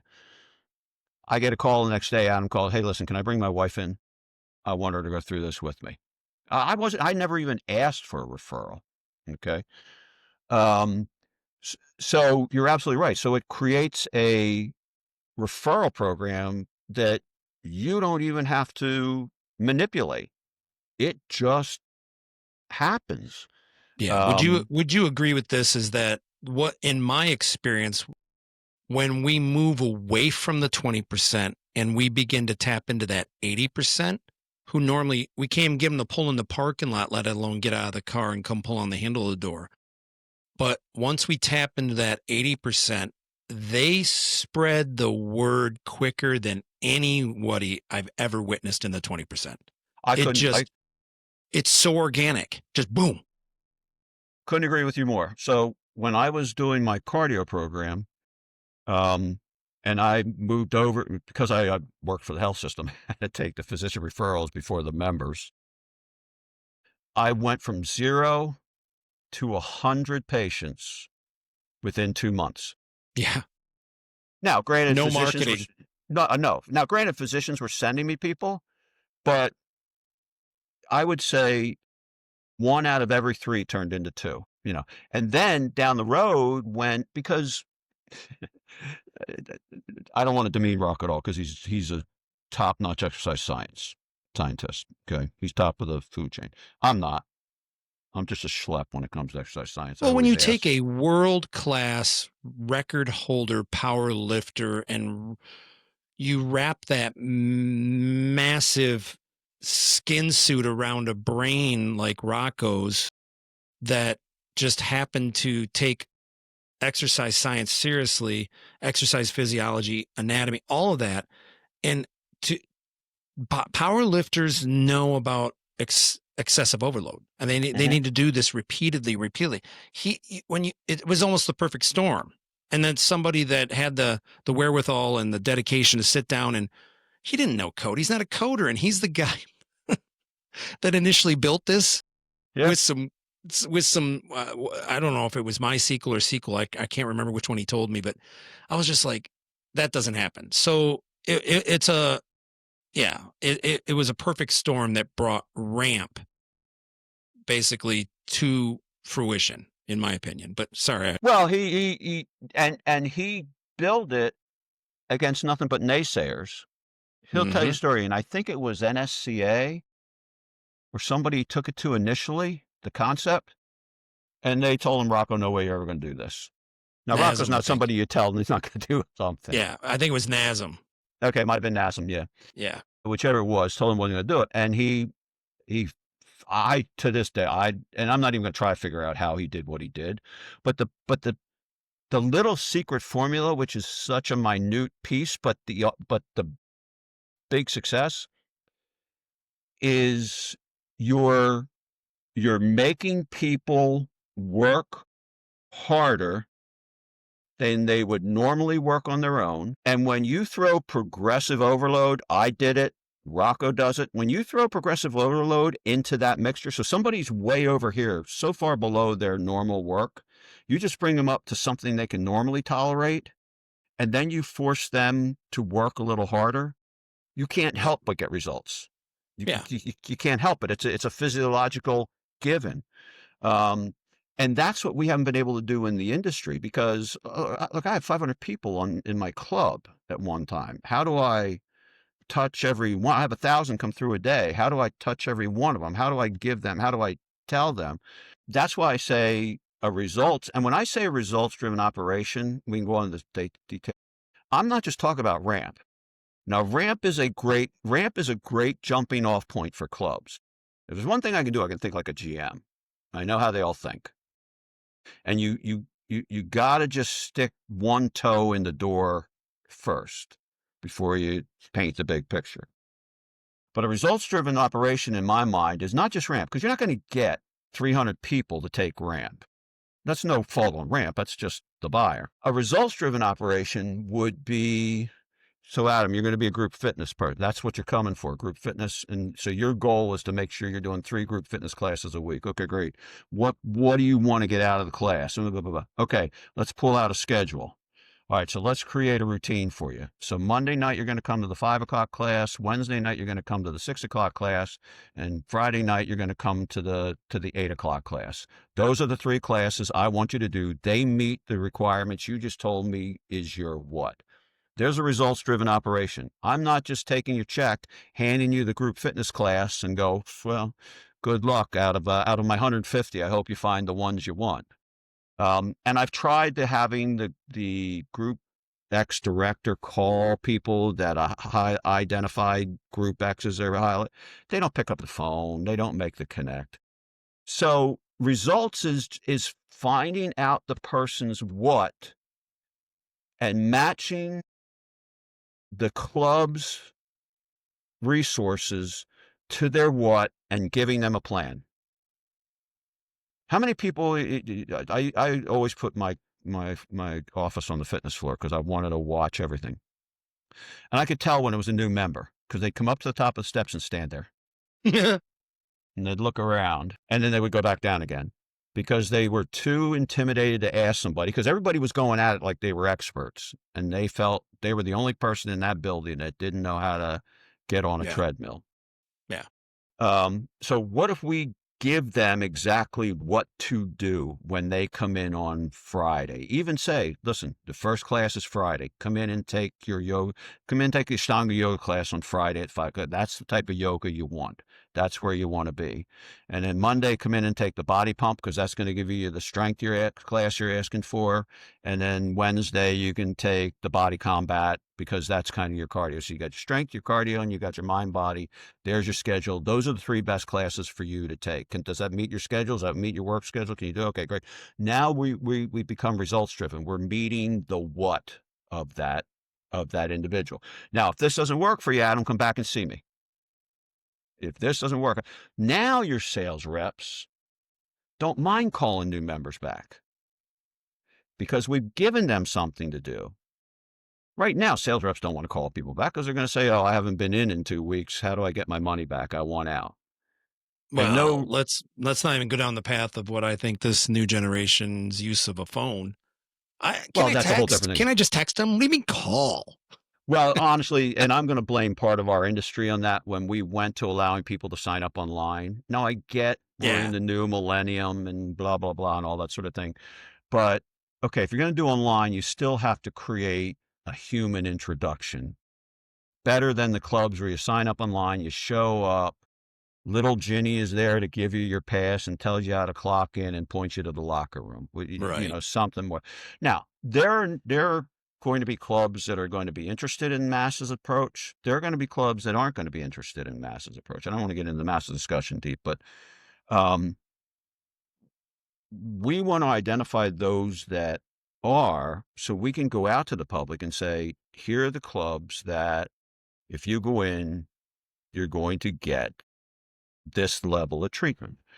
But results is, to me, ramp is an entry point to almost teach a club how to be results driven because you can only do it one way.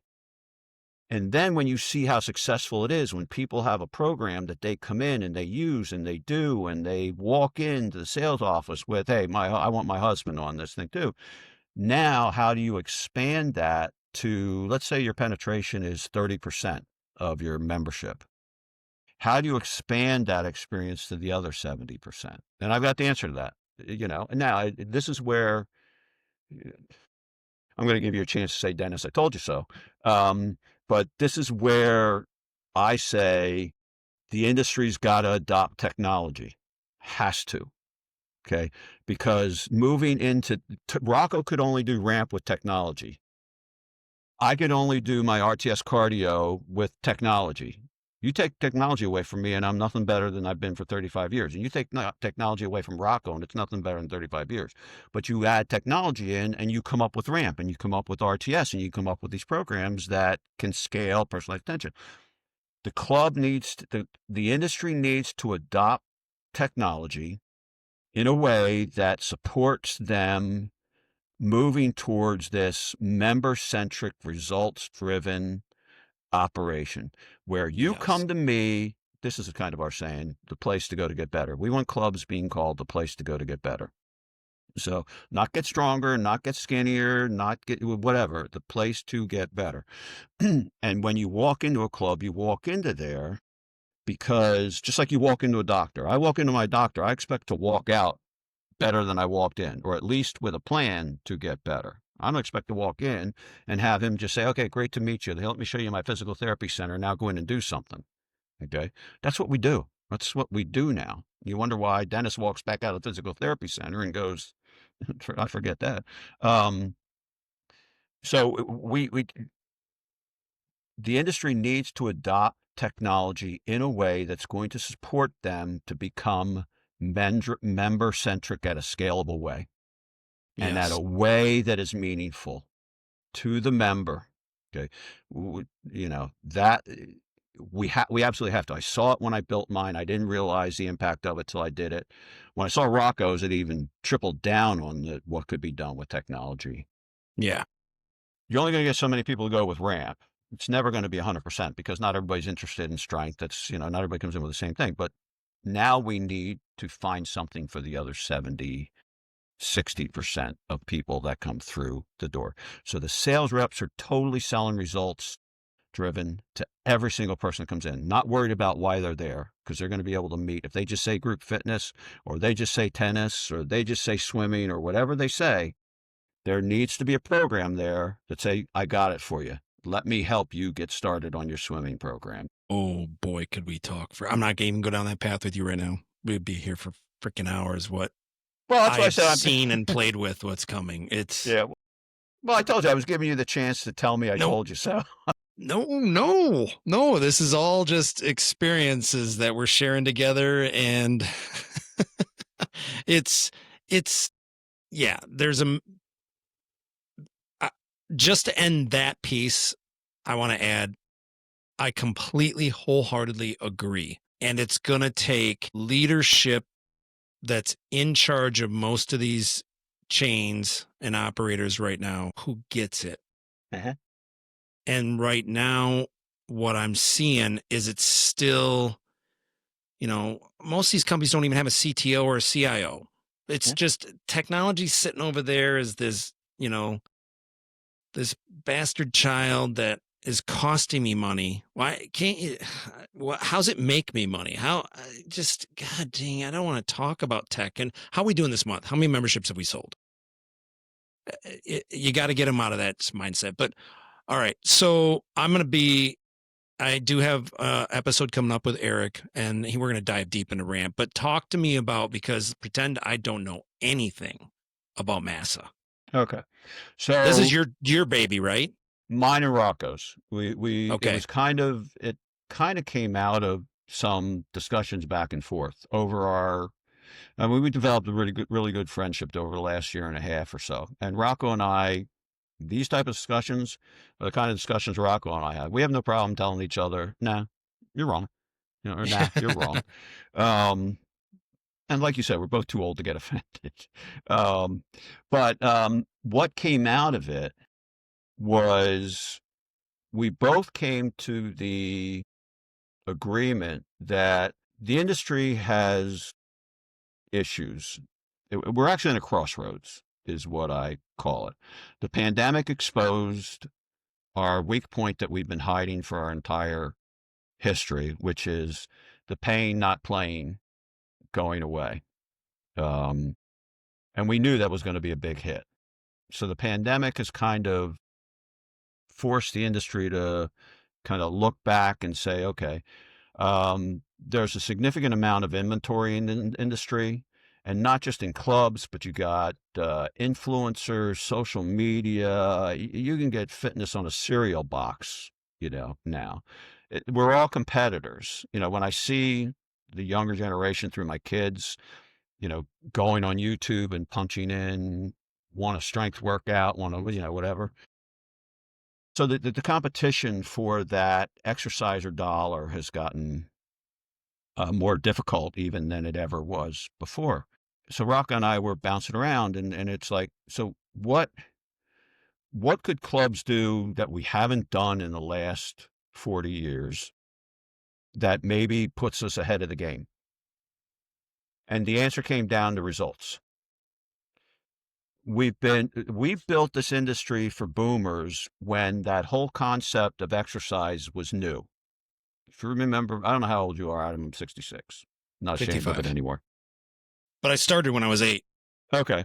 So I was originally part of that muscle and fitness workout routine when I was in high school. Okay. That's where I started. Okay. Um, Thank you, Joe yeah. Thanks, Joe. And, the Weeder and brothers Ben. and all, Yeah. the protein shakes and all that sort of thing. But anyway, but exercise wasn't a thing. The boomer parents generation, they didn't exercise. They went to work, they came home. Then you have Jane Fonda come out, and all of a sudden this concept of structured exercise comes together. They don't have anywhere to go to do it. So then we build boxes and put equipment in. So these boomers that wanted exercise had a place to go to get their equipment. And if you go all the way back to the 80s and 90s, the way we sold clubs was we got a treadmill and we got all this stuff for you to pick from. And you're going to be able to meet your friends and hang out. This is better than a bar. So we sold stuff and socialization for years. And that was the boomer mentality of buying clubs because it was all so new and that's what they wanted in their club. So even now, if you have 70-year-olds in your club, they're there because they're there to meet their buddies and their Yeah. friends. Okay. And that's a carryover from all the years of that. They missed the cigar smoking room and the brandy they could grab while watching their buddies play racquetball. Oh God, I remember those Exactly. clubs. Yeah. So, but the boomers are aging out. They're not really our core, but we have marketed to them forever. Okay. And we've sold features and we've sold socialization. Health clubs are not new to millennials and Gen Z. They saw their parents. They might have gone to their parents' club. My kids grew up in them. They're not new. They've been a part of the landscape, millennials their entire life. Okay. So they don't look at them as a place to go to exercise. They always knew they were there. They certainly don't go look at them for socialization, not the way us boomers did. So now what do we sell? Because what we've sold for 40 years isn't being bought anymore. So Rock and I said, make a very long story short, results. People have always bought results. The problem is we're not delivering them. So we need to start a movement where health clubs focus on getting their members results, providing programming and guidance in a way that gives the member walks into a gym and gets what they came for, which is my daughter wanted to lose weight for her wedding. So she went into a gym that drove her into body pump and, she lost her weight. Her husband wants to jack up. So, we need to give him the program to jack up, not just kick him in. So that's where MASSA developed. It's like, and I said something one night, we need to be places where people go to get better. And Rocco just jumped all over that saying. He loved that saying. And that's where MASSA was built. So we want to create a group. We're not URSA, we're not MACMA, we're not club industry, we're not selling you memberships. We want to create a group, surround ourselves with subject experts, surround ourselves with what I call our Rolodex advisors, where I said, you just lost Gen Z altogether. Yeah, I know. But the club operators would get where, again, I felt like I said before, I got my best information from other operators, but I worked hard at building those relationships. You don't just call a Rick Carroll out of nowhere and get a personal phone call. You build that. I want to give operators that Rolodex. I want to give them that call list to say, hey, I'd like to talk to somebody about my personal training program. Oh, well, we've got Joe Smith here. We got Rocco Belay, who he'll set up a call with you and talk to you about doing that sort of thing. And then what we want to do is we want to push this concept of clubs becoming results focused, supporting the message of a place to go to get better, not a place to go Okay. get equipment, not a Okay. place to go hang out, a place to go to get better, and back that statement up. Now, it doesn't mean you have to have ramp. You cannot have ramp and still be a massive. Well, ramp and MASSA are separate. Yeah, they're Yeah. separate. So we want you to be committed so that we can say, here are MASSA clubs. When you go in, you are going to get a high level of personalized attention in that club. You're not just going to go in and get pushed into the club.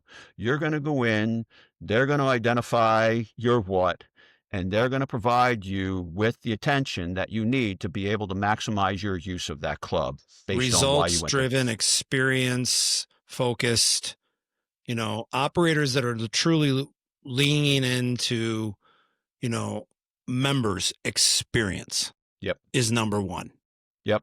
Okay. So we put MASSA together because we believe just that focus needs its own effort.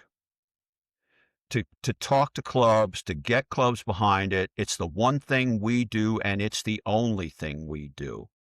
I don't buy cows in bulk. I don't, and we don't want to sell you anything. This is honestly just a passion of Rocco's and mine. I mean, we've got 1 foot, I like it. up against the back door. I can't get my other foot out of the business. They're probably gonna take my membership card from me when they put me in the box. But I see the vision. I know it works. So is this a movement? And you can use the word movement, Okay. but we preferred the word project because we're intent on it's this. Okay, so it is a project, and the project is to get as many clubs to adapt this mindset and help them get to a way to, within their own model, can become one of those clubs. Then say, put out to the public, here's the MASSA website. These are all clubs that are part of the MASSA belief. And you're not going to go in there and get sold, just a membership or features. You're going to go in there and get a member-centric experience. That's what we want to do. That's what we're focused on. I like it. I could see, my brain's exploding with all the potential, and you're leaning into, now this isn't political. MAGA has had an impact.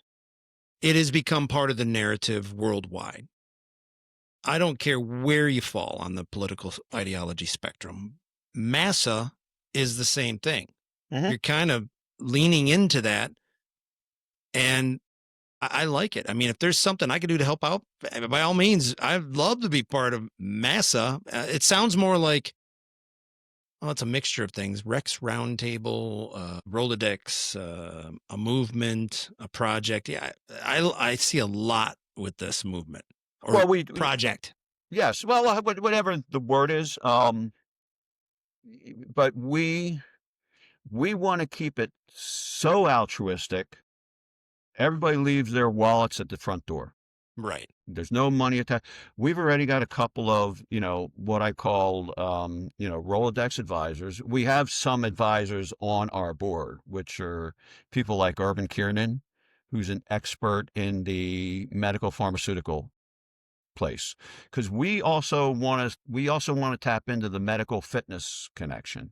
Mm-hmm. And as I said earlier, for the medical fitness connection to work, forget fitness. What every physician wants from an outpatient service is an outcome. If I send you to physical therapy, you better get my guy better. If I send you to OC Health, you better get him better, or I'm sending him to another OC Health. Don't send him back to me worse. Yeah, because it falls on their shoulders because they're the starting point. The reviews go towards them. The perception falls on the doctor's shoulders, and you're the one supposedly delivering the results. Yeah, so I would actually in the medical meets fitness world, I think of health clubs as a modality, not as a health club. So modality, we're a physical therapy, we're an OC Health, we're a pain management, we're one of those. We are just a tool in the toolbox of the family med. that can even, I've even expanded it while I was with the health system to orthopedics, sports medicine. Oh shoot, what do you call it when they have their stomachs stapled? I've got them blanking out. Bariatric. Bariatrics. Okay. Yep. Yeah. Bariatrics. So we were taking bariatric patients. Like right now, we're thinking of family meds and GLP-1s, which we did GLP-1s all wrong. We can make that a whole nother thing. But which actually is still a great opportunity. We're just not doing it right. But right now, that is driving the medical meets fitness, and we've got this laser focus on GLP-1s, which is the biggest mistake. We need to expand that. It's a big mistake on a number of levels. We need to expand that to say, hey, we can handle your GLP-1 patient, because physicians would love to have that support. I know it for a fact. They would love to have it. But you don't want to go to physicians with just one specialty. That's where we're making a mistake. There's a lot of people that need strength training besides GLP-1s. Seniors, who are, I mean, I can go down the path. Cancer med patients, okay? Mm-hmm. There's so many. So if you went to a doctor and said, we have a program that mitigates muscle loss, great. Because my program to the physicians was I get them moving more. That's all they knew about me. That's literally all the doctor knew. So guess what? Anybody that had to move more got sent to me. I saw every condition you can think of: ALS, cancer, heart. It didn't matter if it's somebody who needed to move more. So if we were somebody that just did muscle mitigation, and we didn't talk about, because GLP-1 people don't want people to know they're taking GLP-1s. So we can't call a program a GLP-1 program and expect people to show up. That's like saying, okay, we're doing a program for overweight people. You want to show up? It's the new steroid. Yeah, it is, and we. But if we said we have a muscle mitigation program, and we talk about, and we put out the science, which actually goes to my post today. If we put out the science that any weight loss, you're going to lose muscle. I don't care how you do it. If you do it like a huge restrictive diet, however you lose, when you lose weight, you lose muscle. It's been happening since the beginning of time. It's a physiological law. So if you go to a doctor and say we have muscle mitigation, they'll love to send you GLP-1s, because there are actually problems that the medical world is having. For example, I have a lot of conversation with an orthopedic surgeon friend of mine, because he's done enough operation mine to buy his retirement home. And he said they having problems with, but he's a good personal friend. He said he's seen problems. These people on GLP-1s are coming in with so much muscle mass, he can't do a joint replacement surgery because they won't be able to tolerate the atrophy post-op, and the knee replacement is going to have a bad outcome.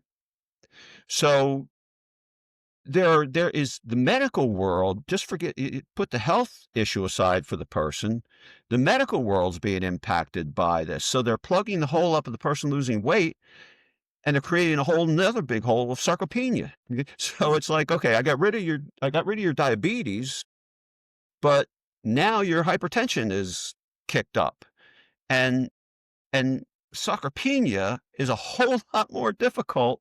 There isn't meds to put muscle back on you. So they can't fix that with a medication. You come to them with a muscle mitigation program that they bought into, like they did my cardio, they will be sending you every GLP, and they will hold a gun to their head to make them come to your program, because we are going to give them what they don't have, and what is going to create a support mechanism for a medical problem they don't want to deal with. Yeah. They don't want to deal with sarcopenia, because that's going to cause a ton of problems as these people age. They're not going to get it back. And the only way they're going to get it back is off of GLP-1s, and now they're overweight and muscle loss. Yeah. So anyway, so the point of MASSA is, if we can create a network of clubs that are results oriented, that somebody can come into and get better. Now you can go to the medical world and go, we have a network of I don't pick a number, 1,000 clubs. Let's just say all over state. We have 1,000 clubs all over the state of Pennsylvania that you can send your people to that have this program Yeah. that they would go to. Clinic within a fitness center. Yeah. So here's where you can send your people that need muscle loss mitigation to any one of these clubs. I won't use his name. I happen to be that guy people in the industry call and want to say, I told this before. Why do you guys, they always start their call out, why do you guys, meaning you GMs, do this? Okay. And this question, I thought they were calling me because they're involved in the medical meets fitness thing. And they thought they were calling me to ask me how I made that connect. And I pick up the phone and the person starts, why do you guys, I go, okay, here we go. All right, why do you guys what? Why are you guys so stuck on the pay to play system? Meaning that health clubs won't allow physician referrals to come in and do their program at the club without being a member. I don't know. Can I walk into the hospital and get services or treatment without paying? Well, but the club, I know exactly what he meant. I know exactly what he meant. Yeah. You know, like you can't go to Planet. Like if I went to Planet, or I shouldn't say Planet. I don't know. I went to a club, Club ABC.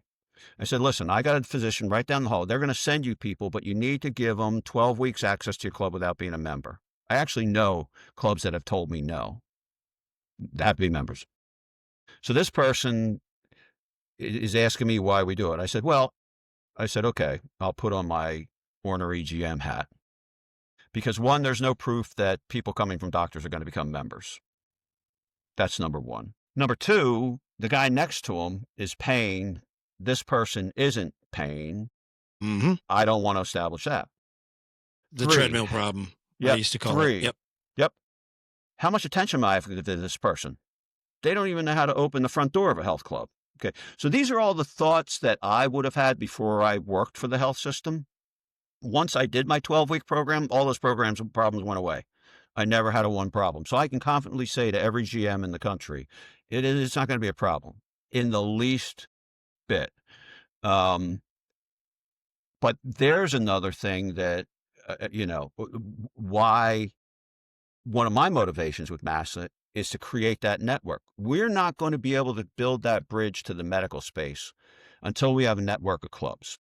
Yeah, we'll need proof of concept on some type of scale to even get any of the players, the bigger players, to really look at and consider.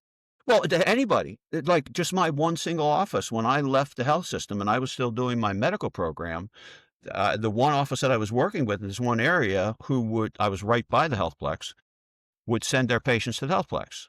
And the lead physician went to me, well, where are they going to go now? So I had to go out and create a network of clubs. And I'll be honest, I did Planet because they had the entire southeastern Pennsylvania covered. So all of a sudden I had 5 counties covered. And no matter where they lived, no matter what doctor they went to in the network, they had a club to go to. And it was affordable. Did you get them to agree to it? No, they actually gave the first month. No, they gave the first month free, and then they would pay for the next 2 months. But that was only $20. So the money wasn't an issue at that point. All right, I just wove it into things. We could go on and on and on. I mean, we've already had 3 hours together, and I could go on for another 6, I think, right now. But I want to leave it on this, because I have a feeling there are some people that may be listening that want some answers from you. Are you to blame for the abysmal record of the 76ers from the 90s because they had access to HealthPlex for a training facility? They actually had access to my sporting club when I was at the sporting club before they went to the HealthPlex. Okay. So what I'm going to do is I'm going to tell you where I could be held accountable for that. Okay, go ahead. With one draft pick, Sean Bradley. What? Do you remember Sean Bradley?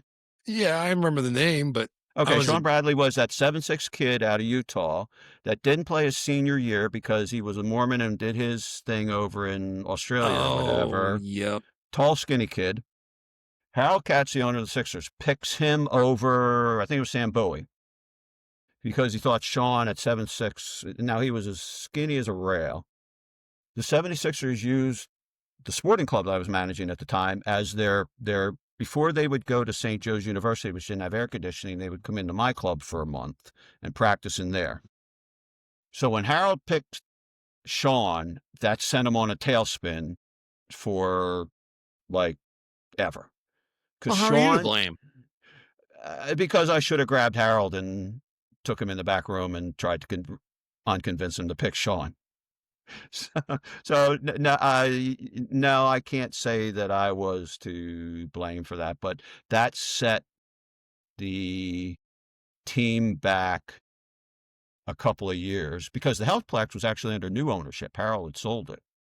Okay. Had sold the 76ers. But they needed time to it's funny that we talk about it. That's when Comcast bought them out, and the president, Pat Coachy, actually turned it into more of an experience. So it's funny because he treated the basketball game. He wanted the people to have more of an experience. So he was doing all kinds of stuff. He was a physical therapist. Long story, great story. But he was the one responsible for Iverson, and that's when we got turned around. We needed Allen. Yeah. But yeah, I'll take the blame for it because I allowed them to brought him in to hide him. I wasn't even allowed to tell anybody he was there. I wasn't allowed to let any of the press in to see him. He was the sweetest kid on the planet. Just for any of you super fans out there, Dennis now lives in Alaska, so you're never going to find him.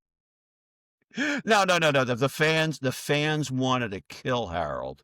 The players wanted to kill Harold for making that pick. That poor kid took such a beating from guys like Ricky Mahorn and Barkley because they couldn't believe he was actually a basketball player. I would see Ricky Mahorn just check him out, knock him all the way down the court on a rebound box out. I felt bad for the kid, but so yeah, I guess if somebody needs to place the blame, All right. Well, there you had it. Dennis has taken the blame for the abysmal record of the 90s from, I didn't even know there was a basketball team named the 76ers. Oh, God, now I'm in trouble. That's okay. That's okay. Hey, people, I'm from Michigan. I had the Pistons, the Red Wings. Boys. Yes. And I was old enough that that was the bad boys. Mm-hmm. So I got it. Julius Erving was a member of my first club, and I got to hear a lot of inside NBA stories from Doc. But I lived with so I went to Indiana University and lived with Todd Lindemann, starting center, 7'1" center for Indiana Hoosiers, and there was Pat Cheney across the hall, and Calbert Cheney was upstairs. Pat Knight was across the hall. I mean, it was just an apartment building filled with basketball players.